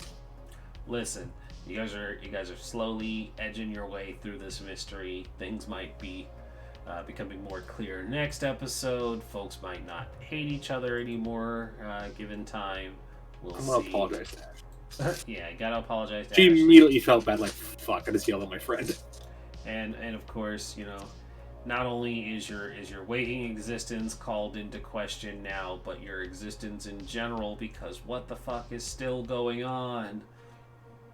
I'm working the theory that we were all poisoned, and the Japanese man is trying to, like... And, like, we're using an experiment. Japanese man's like, this is fucked up, and is trying to wake us up. That's my theory. Could be. I'm My not writing notes down at all. Don't worry about it. We're all poisoned and he's trying to help us? I think he's trying to help, or is doing something, or is, like, using us, and is, like, trying to, like, wake us up for whatever weird It's reason. just Metal Gear Solid 2, where we're being VR trained to become child soldiers. I already made that joke. I already made that joke. Yeah, we all know Astrid is a weapon that surpasses Metal Gear. Yeah, we made the joke that Astrid is just a Metal Gear. It's funny too because but we can't all be right. Ashley worked with VR tech before the loop went under, and her mentor was I don't know if it's the same Japanese guy, but her mentor was a Japanese instructor. But here's the thing: Ashley hasn't seen him yet, so you don't know. Dun dun dun. Man, if things carried on, I was gonna have like a bunch of people are dead. Yep. I was gonna have one of the things. I've pulled out we're all dead. so many D6s, and I'm gonna roll these couple times and see if it's just us that's cursed or the computer. Mm-hmm. Roll 20 tends to err on the side of fucking people over, so. Nope, that's 7 dice, no 6s. Oh, all right. Well, there's 1 6 for 14 dice. We've had 1 6. It might just be you. I got 3 more 6s.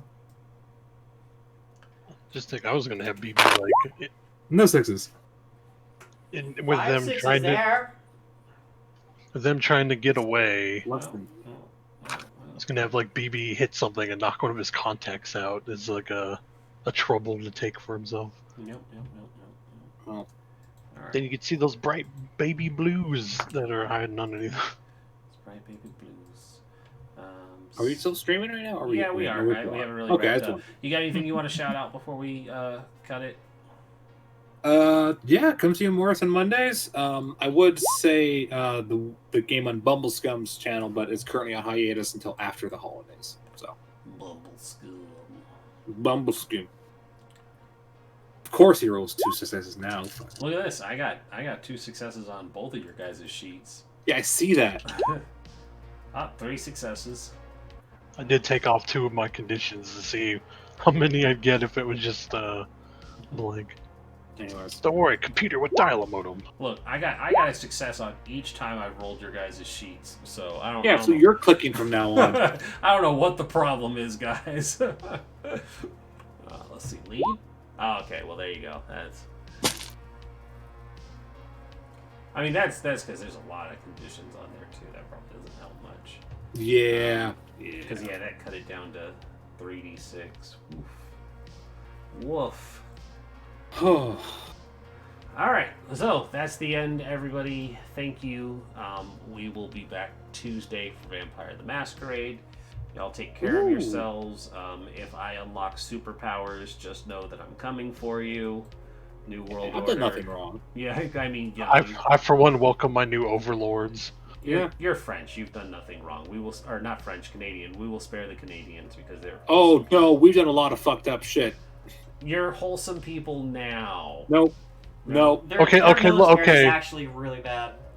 Yeah, no, we had residential Look, schools look, Rin, until 1996, All right, man. all right, well, fucked. Rin was trying to give you an out, Yeah, and you're No, not I taking will it at not all. give my country an out. Canada Look, fucking All right, sucks. all right. Look, You not will be everybody, spared. not everybody is so ashamed of their past ancestry that they can be like, oh yeah, we're the superior race, blah blah blah.